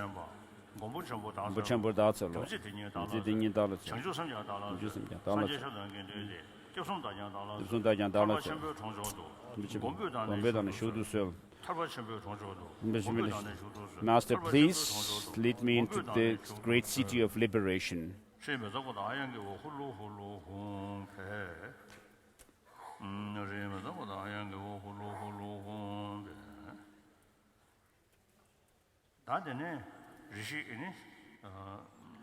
So, for the time being, since you are not allowed to see the mandala, please put on the blindfold that you have received.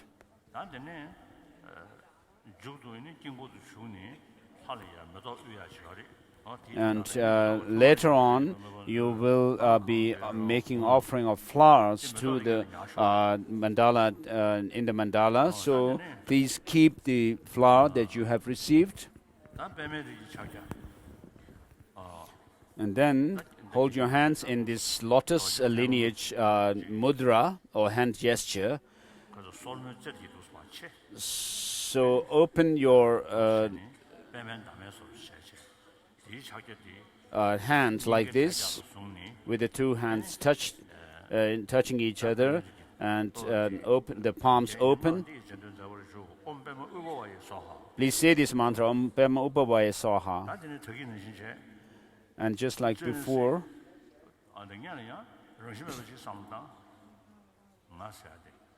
and now again think about this emptiness, that I does not exist inherently.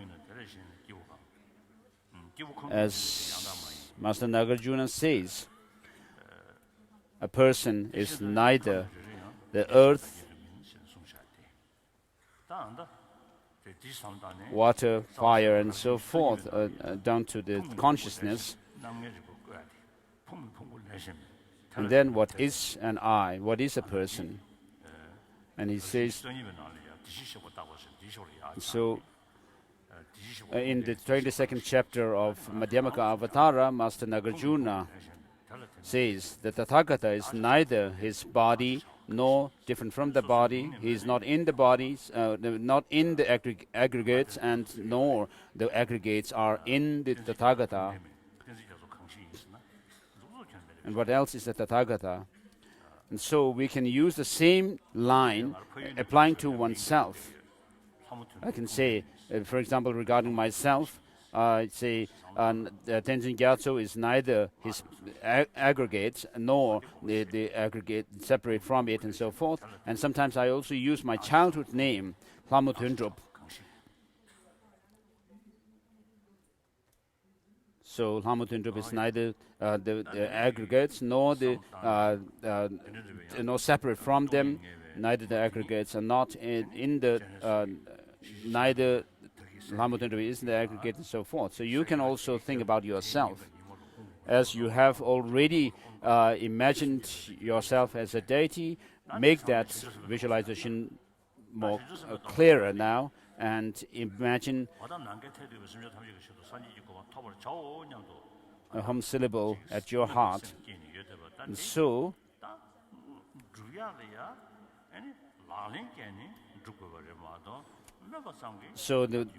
we have already generated bodhicitta, the aspiring bodhicitta, which is this attitude or the wish to become a Buddha for the benefit of all sentient beings. We should not live it just to lip service or mere words, but we need to practice whatever we can in terms of giving, practicing generosity, practicing morality, patience, and joyous effort, concentration, and wisdom, and so forth.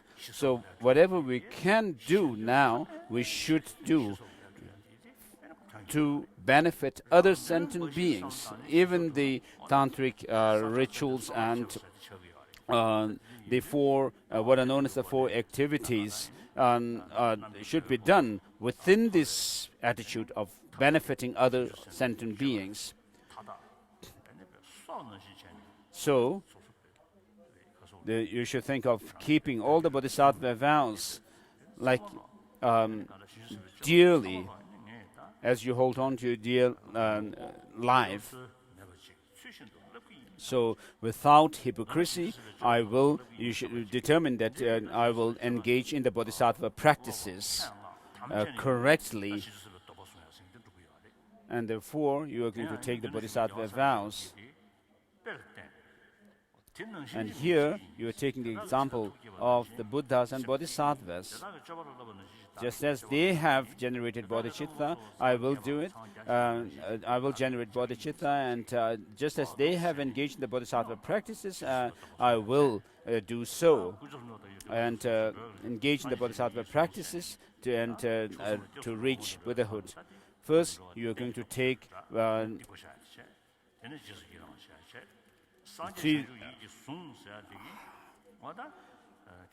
so you're going to say, I go for refuge to the three jewels, and then I confess individually all my negativities, and I rejoice in the merit of creating beings. So having done that, then this Tathagata Garbha, the Buddha nature that is within us, which is at this stage and tainted by all kinds of defilements, I will make this into a purified state. I will use this to reach that state where where I'm free from all the defilements, the omniscient state. And so, although we wish to help ourselves to fulfill our goals, and if we only think about ourselves, there's no way we can fulfill our own goal as well, let alone fulfilling the interest of others. If you have bodhicitta, you can fulfill the goal of yourself as well as others. And therefore, you say, I take hold in my mind, and I take to my heart the perfect state of Buddhahood. And then you say, I go for refuge until I'm enlightened to the Buddha, Dhamma, and Sangha. And I do so to attain the enlightened mind. In order to fulfill the aims of myself and others, I shall develop a supreme enlightened motive. So first, you will lead other sentient beings to higher rebirths, fortunate rebirths, and then you will lead them to the definite goodness and liberation, and then ultimately to the omniscient state of Buddhahood. And therefore, you say, I shall develop the supreme enlightened motive, and I will invite all my sentient beings as my guests. And then you say, I shall engage in this supreme enlightened conduct, which means that I will engage in the bodhisattva practices by taking bodhisattva vows, which comprise the 18, keeping away from the 18 downfalls and 46 secondary infractions. And so, with regard to the 18 downfalls, we say that I will not think, praise myself and belittle others or despise others and so forth, because these actually come from your selfishness, total selfishness, and therefore you say, may I become a Buddha to benefit all sentient beings. Please repeat these lines. Kneel on your right knee. So somehow, if you do not have the courage to take bodhisattva vows, still make an aspiration that may I be able to follow in the footsteps of the Buddhas and Bodhisattvas in the future. But as Gyöngchen Lama Jamyang Sherpa has said, even if you were to fall into hell realm by taking bodhisattva vows and tantric vows and so forth, it is worth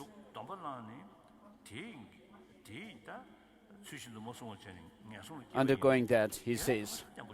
So, because of having taken bodhisattva vows and tantric vows, you would have left some firm or very stable imprint on your mind from this.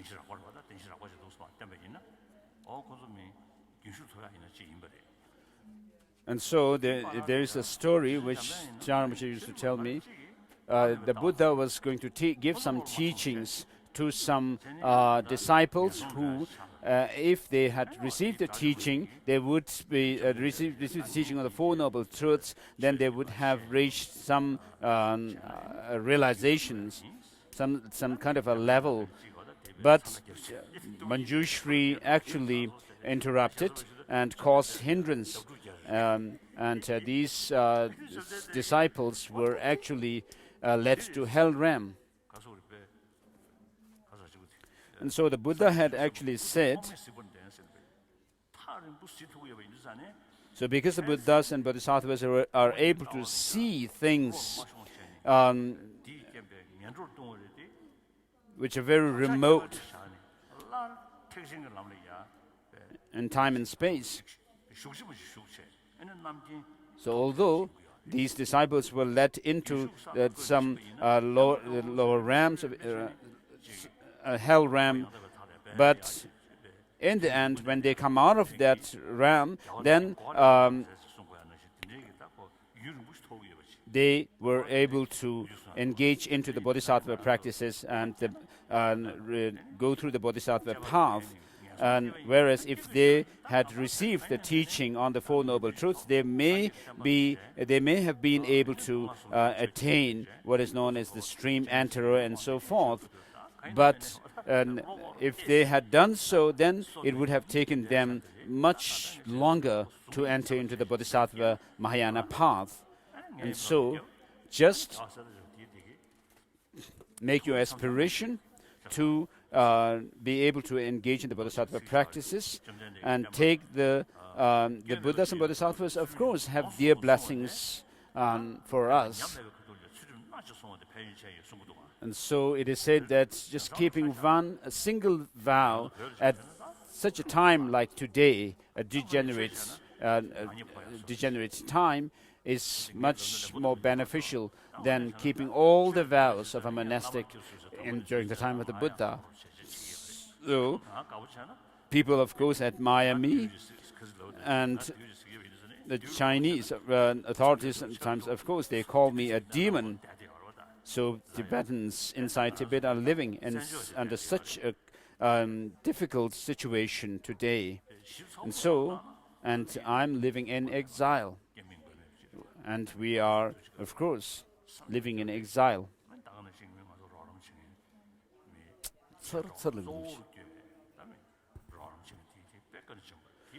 And so, because of our people who have actually helped us, the Indian government and people, and also others who have actually helped us during our difficult time.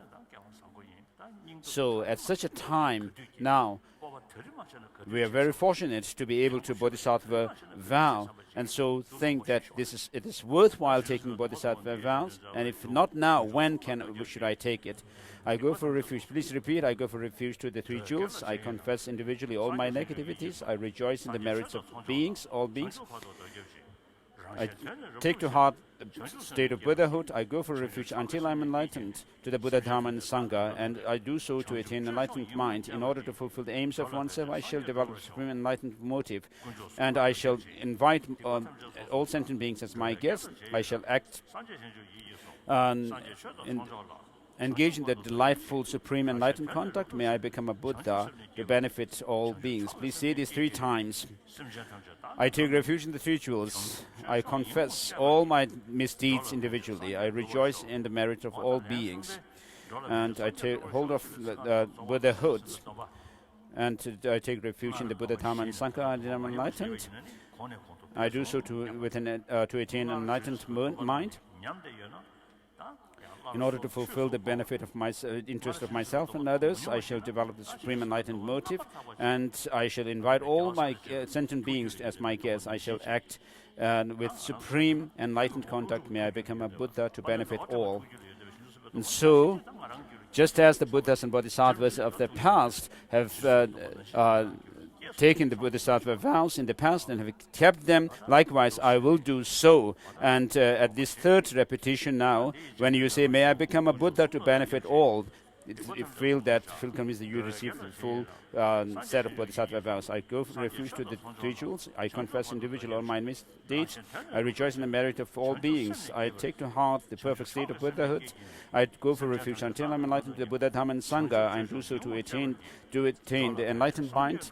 In order to fulfill the aims of myself and others, I shall develop the supreme enlightened motive, and towards all and I invite all sentient beings as my guests. I shall engage in the supreme enlightened conduct. May I become a Buddha to benefit all beings. And so, because of our habituation with the selfish attitude, please repeat this.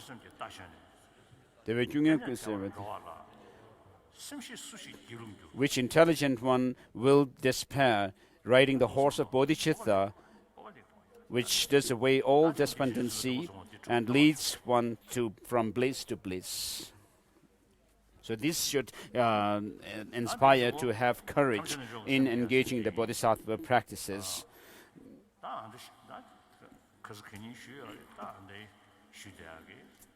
So I have been talking about this in the past days, as well as I wish to say today. So Master Adisha has said that the sun and moon, like bodhicittas, are worthwhile generating, even if it takes aeons. And so he said we should not think that it takes so long to cultivate bodhicitta, like the sun and the moon. So it's worthwhile to cultivate them. The bodhicitta, this altruistic spirit of enlightenment, and the understanding of emptiness. You should think that these two, apart from these two practices, cultivating these two, and there is no other thing that I should do. And so on a daily basis, you should meditate on these 2 types of bodhicitta. So first have this intention or determination to become a Buddha for the benefit of all sentient beings. Please meditate for a minute or so. So even the smallest insects and these evil spirits who harm others, and gods, nagas, and rakshas, and so forth, and also those who criticize Buddhism, the teaching of the Buddha, and who harm the Buddha Dharma. So all of them are same in wanting happiness and not wanting suffering like oneself. And therefore, we all do things with that wish. So we are all in the same boat of wanting happiness and not wanting suffering.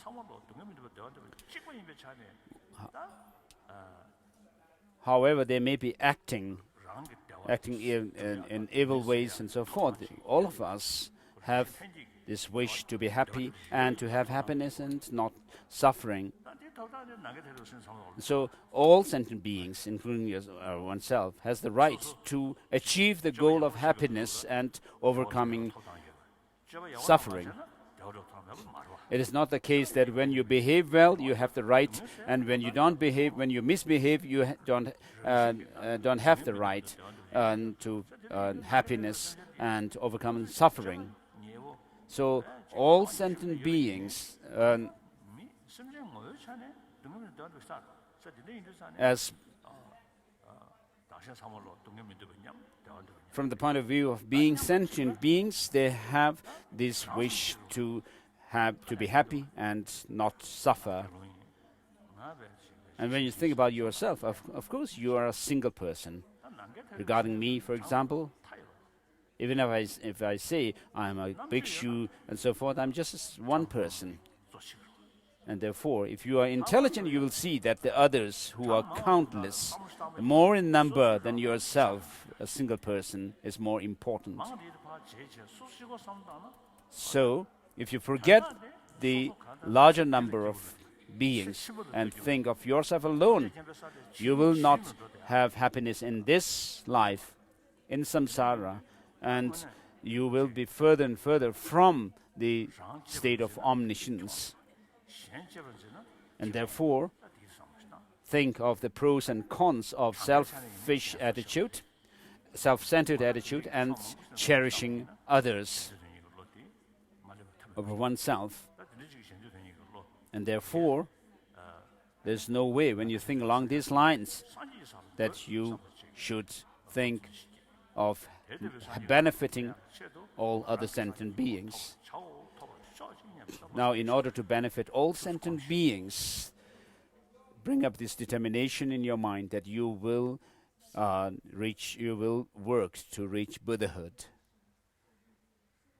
So, meditate on bodhicitta, thinking to benefit all sentient beings.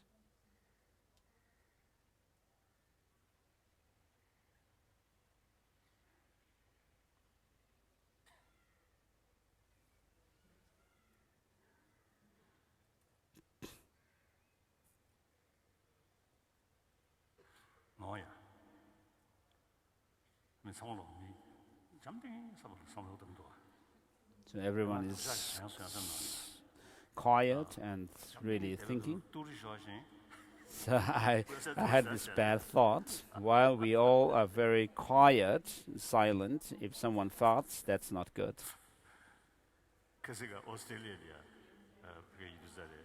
So when I was in Australia last time, in a public talk, there was a lady from who was from Nigeria originally. It was in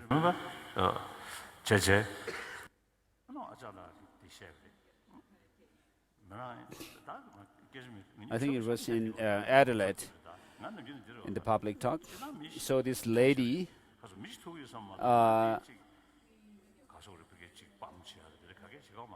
of course, whenever I meet anybody with a large number of people or just single person, I always think myself as a simple human being.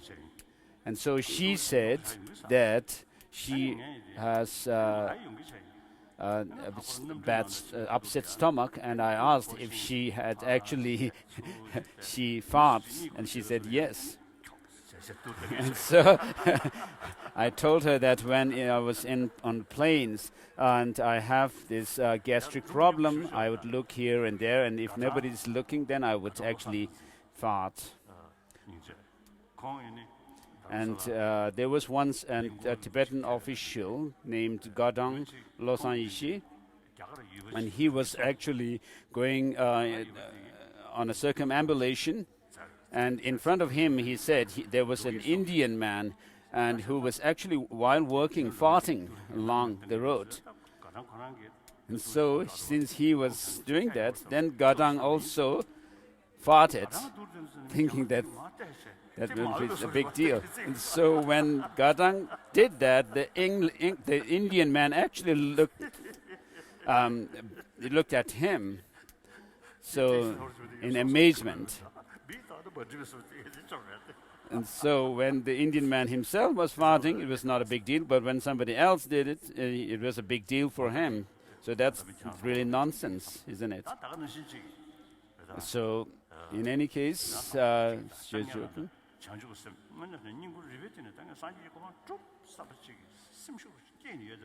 so now this bodhicitta that you have generated, imagine that it transforms into a white disk of light at your heart.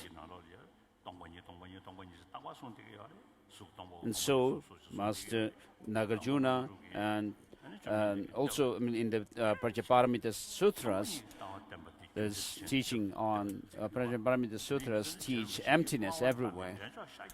And then Master Nagarjuna also taught emptiness. And so, as we find in the lineage Guru prayer, the Buddha is the supreme amongst all the teachers. And so, we need to apply the antidote to the root of our suffering, which is ignorance about the reality of things, which is to say this clinging to the true existence, independent existence in things and self. And therefore, we need to combat that with the realization of emptiness.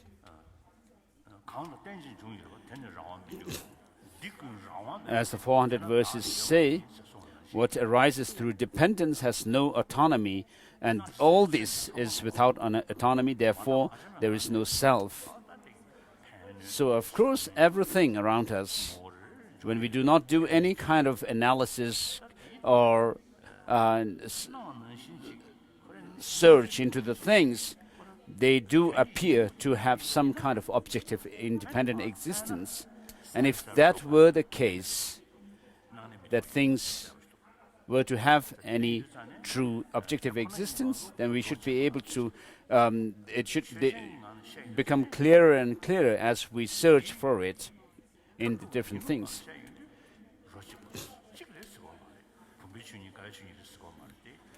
But from the view of emptiness, from the point of view of emptiness, the fact that things are empty of inherent existence, they're everything is of one taste. So whether it's the Lama or the Guru Shakyamuni, the Buddha, the teacher, when you try to look for the true identity in the person, then they do not exist inherently, and therefore one should come to the conclusion that nothing has any independent existence at all whatsoever. So meditate on emptiness, thinking that nothing whatsoever has any inherent independent existence.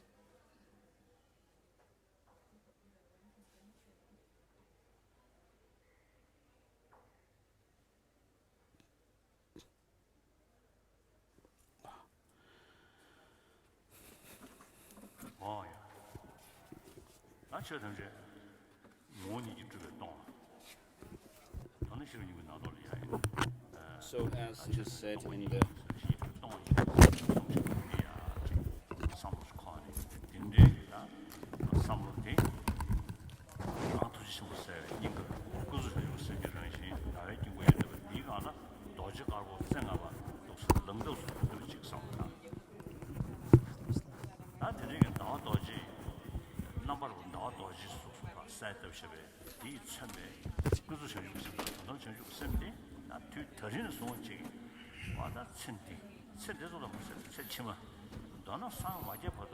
So that kind of mind that we have set up while meditating, so I will contemplate on that mind, not just for this life, for the hundreds and thousands of lives to come, and not just having mere understanding of these minds, but through making effort, and we will meditate until we are able to generate that mind effortlessly, and we will make sure that such a kind of mind becomes the actual antidote of all the afflicted emotions within us. And with such a motivation, let's follow after this. Om Sawa Yoga Siddha Obadayame. Om Sarva Yoga Siddha Obadayame.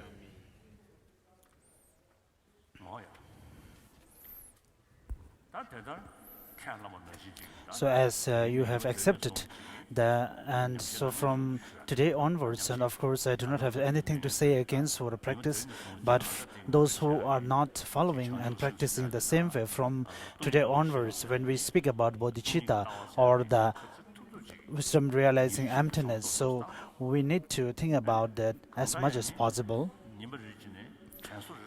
So eventually it is important that we actually remind about the profound view at least a few times a day, and this is the purpose behind taking empowerments. So even if you take thousands and hundreds of empowerments initiations, but if you do not practice the bodhicitta and the profound view of emptiness, then there is of no use.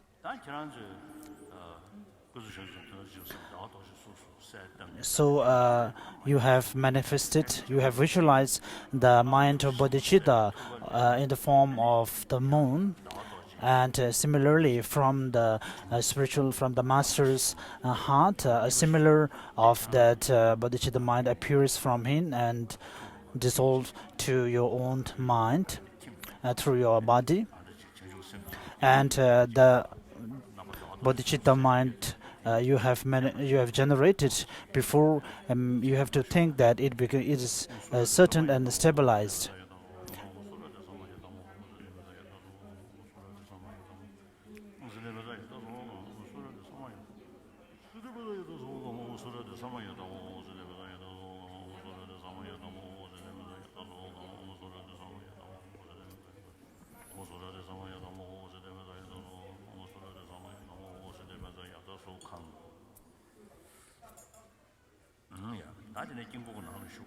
So next is entering the mandala, and kindly repeat as thinking about going around the mandala. Benzasado, Adisidamam, Maharada, Sudenda, Sudogo, Susugo, Benzasado, Adisidamam, Maharada, Sudida, Sudugo, Susugo, Benzasado, Adisidamam.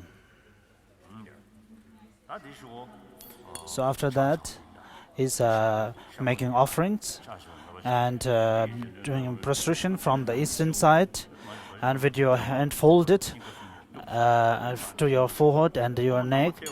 So on the first on the shoot, Om Namah Tehum, and then next to your neck, Nama Nama Hon, so to your heart. And in order to invite the deity, Tuje Chambo, Dala Abazed so, Tijishaba Tamji, Chinja Loshi, Tuje Chambo, Dala Abazed so, Tijishaba Tamji, Tinarism, Tuje Chambo, Dala Abazed so.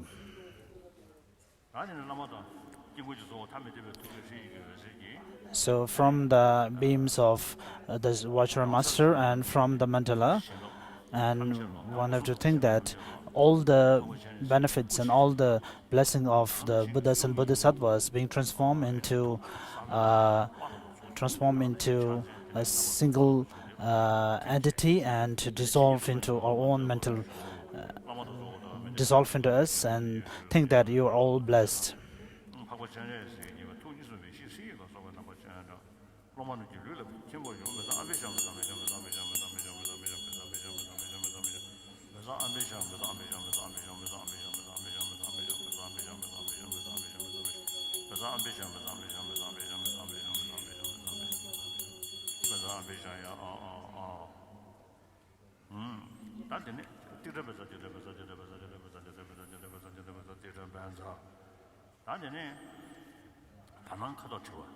So next is checking about the color of the sky. You must, with the red band on your, you must put it on your eye and immediately remove and look at the sky immediately.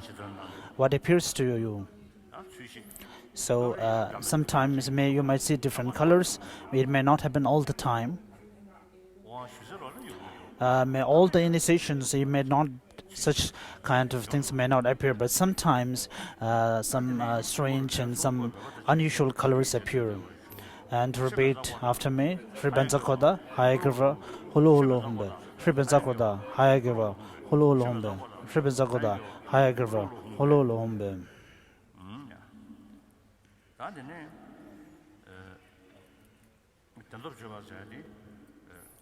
So next is the presentation of the power of the truth.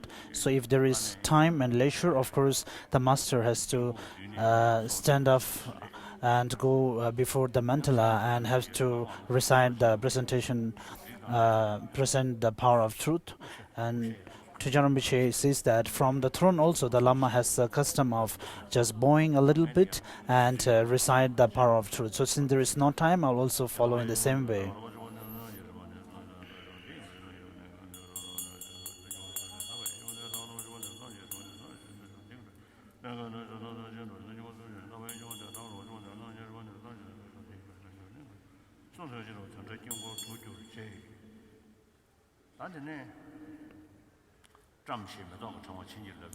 So next is offering the flower. So the flower, the rosary of the flower that is being given to you is blessed, and you have to visualize that you are being entered into the mandala. And having entered the mandala, so all your obscurations of the speech, mind, and body are clear. So Rinpoche, can you stand up if possible? Then Kandantu Rinpoche. So repeat after me.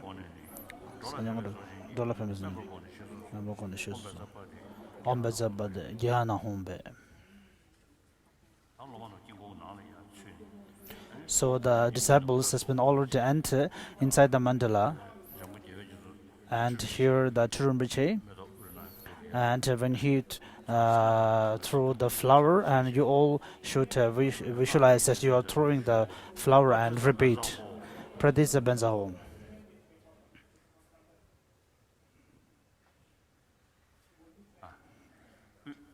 So the flower falls on the center. So center is the Amitabha, and we are all under the class of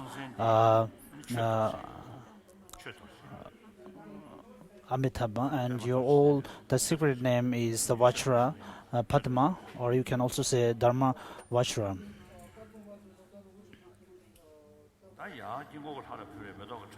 So the flower that you have offered to the mandala, so once having blessed the flower, so you have to put it on your head. You have to put it on your forehead, and you have to visualize this. You have received the initiation of flower.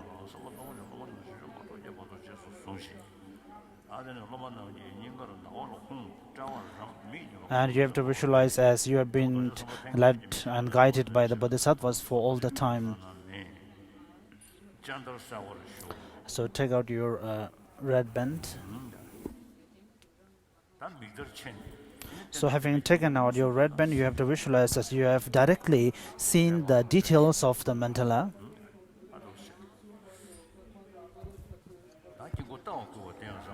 So next is to request to see the mandala.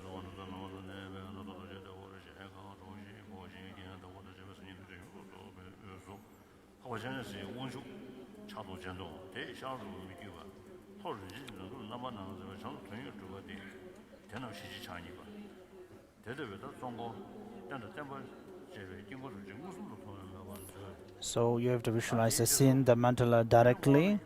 And next, as for the main initiation, there are two types: the water initiation and the crown empowerment. The water empowerment and the crown empowerment. The subsequent permission for explaining dharma, the empowerment of seven kingdoms, is auspicious substances. So first, offering a mantle for the water empowerment.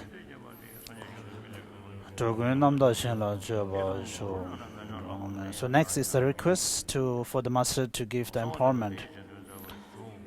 Please repeat after me. Just as Bodhisattva presented great offering to Buddha so that I may be freed, today grant me the space Vajra. Grant me the space Vajra. Grant me the space Vajra. So think that you, the students, are placed on the platform in the east of the mandala. There you become the noble Avalokiteshvara on the moon in lotus. Water from the action vase is put in the victory vase. Obscurations are clean. The vase water becomes emptiness. And from within emptiness, it turns into vase water of the five wisdoms. The Vajra must invite the empowerment deities of the benefit of disciples. Light rays from the free at the heart of the Lama, not distinct from great compassionate one, invite all the conquerors and their retinue who abide in 10 directions to bestow the empowerment.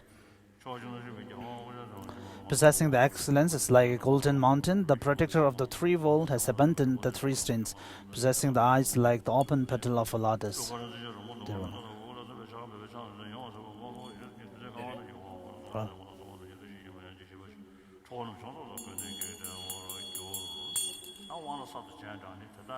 So having invited all the deities and visualizing that they have all the crowns and they bestow upon us, they confer the water initiation, and having conferred that, all the negative karmas are clear, and may we be able to attain the wisdom body, the dharma body.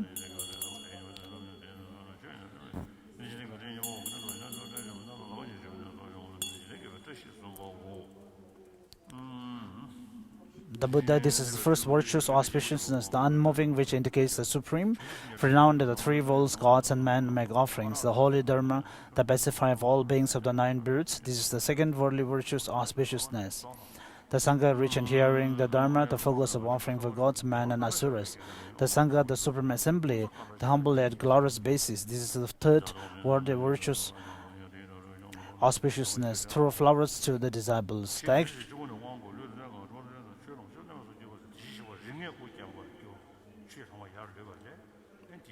The actual water empowerment, the water of the precious ways of auspiciousness, grants you fortunate beings the empowerment. Karma, afflictions, obscurations are purified, and one's mind becomes moist with bodhicitta. Merely by saving the mantra, the deities make ablutions and requests. So next is the offering.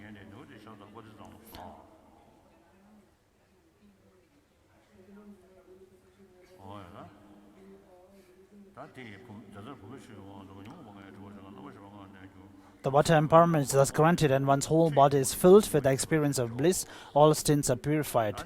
The leftover water collects and arises as a crown ornament of the five Buddha mantras. So next is the crown empowerment. Recite a verse of mandala, offer a mandala to receive the crown empowerment. Next is the request. Repeat after me. Just as Vajra Buddha presented great offerings to the Buddha so that I may be freed, today please grant me the space Vajra. Grant me the space Vajra. The ground is blessed with the water and action mantra. It then dissolves into emptiness and arises as a crown of the nature of five families. For the benefit of the disciples, the empowerment deities are invited by sending light rays from the syllable at the heart of the Lama. So the deities which confer the water empowerment are already dissolved in us. So we are re-inviting the deities who confer the crown empowerment. This is the crown ornament of the five Tathagata families. It bestows empowerment on you, the fortunate ones. It brings to completion the qualities of body, speech, and mind. May you quickly attain the Buddhahood of the five families. The students think that by placing it on their head, empowerment is granted. Merely by reciting that, the ablution is performed.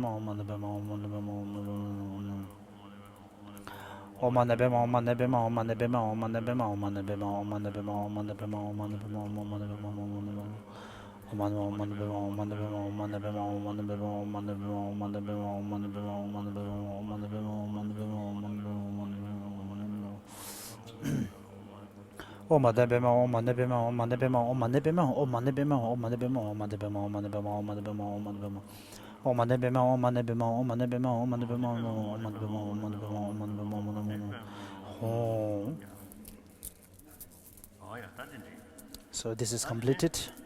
Next is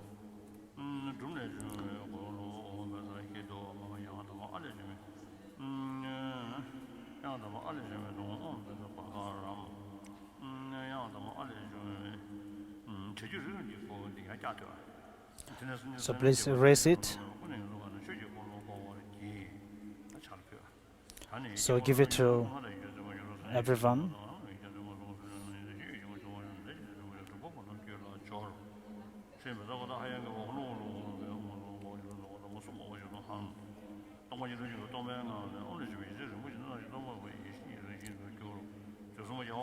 So this is the supportive subsequent permission to establish the auspicious connection to become a universal emperor. Imagine in front you of a wheel. In your right hand a conch, in your left a text from the action tantra class. The wheel is produced from room and the conch from last R, the text from the first R.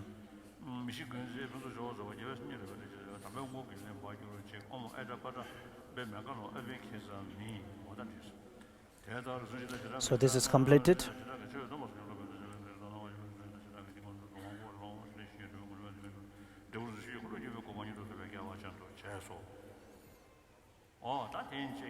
So till here the initiation is completed. So the Lamrim teaching of the 8 treatises, 8 lineage of the Lamrim teachings, starting with Lama Tsongkhapa's, the great, middle and the small Lamrim teachings, and also the later ones are completed. And next year, so actually the time and the venue is not decided. Of course, it has to do with my own schedule, as I explained yesterday.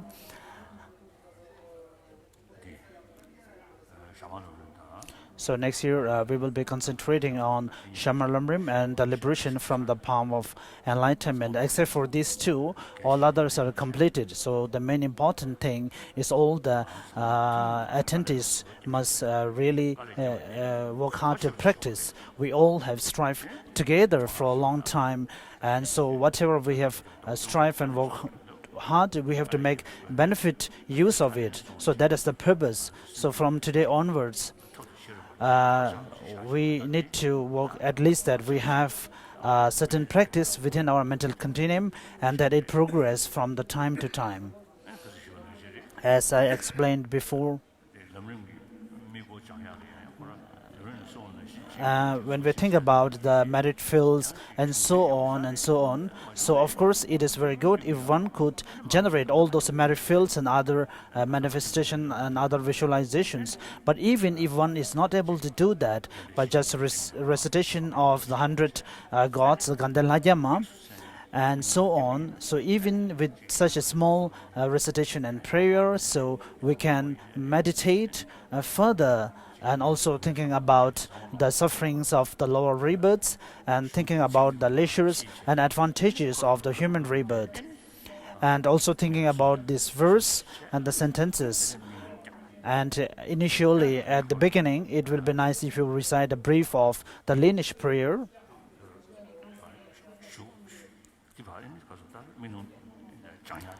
And meditation of about the focus about the objects. So whatever is possible, the remaining ones maybe we can think about quickly. So then if we have so many rituals and very difficult and the vast rituals and recitations, sometimes it's very inconvenient. So whatever what is included in your daily recitation prayers, so you could include your practice a part of that. And even within a one day, we could think in the morning or in the afternoon or before going to bed. So whatever the appropriate time is there, we have to make use of the practice.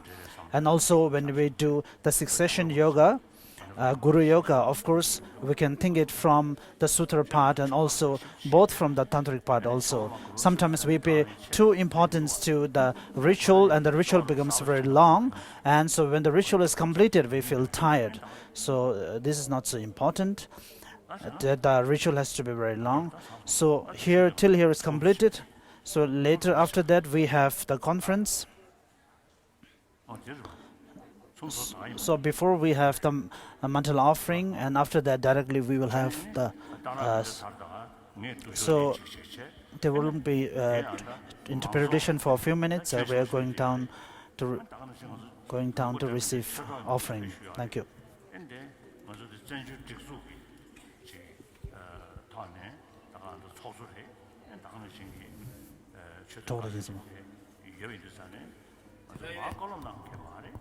아주 가르치기요. 디디 대동소를 쉬어야 돼. 나가는 그 왕정도 다 돼. 공적 이 시절 저주시 지단 갱신이 미리 그렇게 세워 되게 막 녀상 쉬어 생인데. 그거 막 알아보면 되게 싶은 시 뻔뻔 이거 샤 말을 소리 매체. 아주 샴지 중에 그래서 샴지 중에 다 샴지 그렇게 두고 이게 녀상 쉬어야 돼. 어디 공장 가서 돼. 다시 도신다. 그러니까 장수 선조라고 이제 많이 봐도 개발이야. 맞아요. 오늘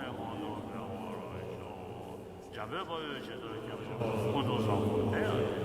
제가 군계에서 나도 이제 개발되나 상대로도 주수셰베 영화한테 저도 나에게 저한테 사고 제대로 이렇게 떠나고 뭐 잘해서 사실 제가 용서되지 말고 그래서 대표님께서 나도 주님께서 조속을 해서 나절로 대표로 개명으로 따라면서 suggestion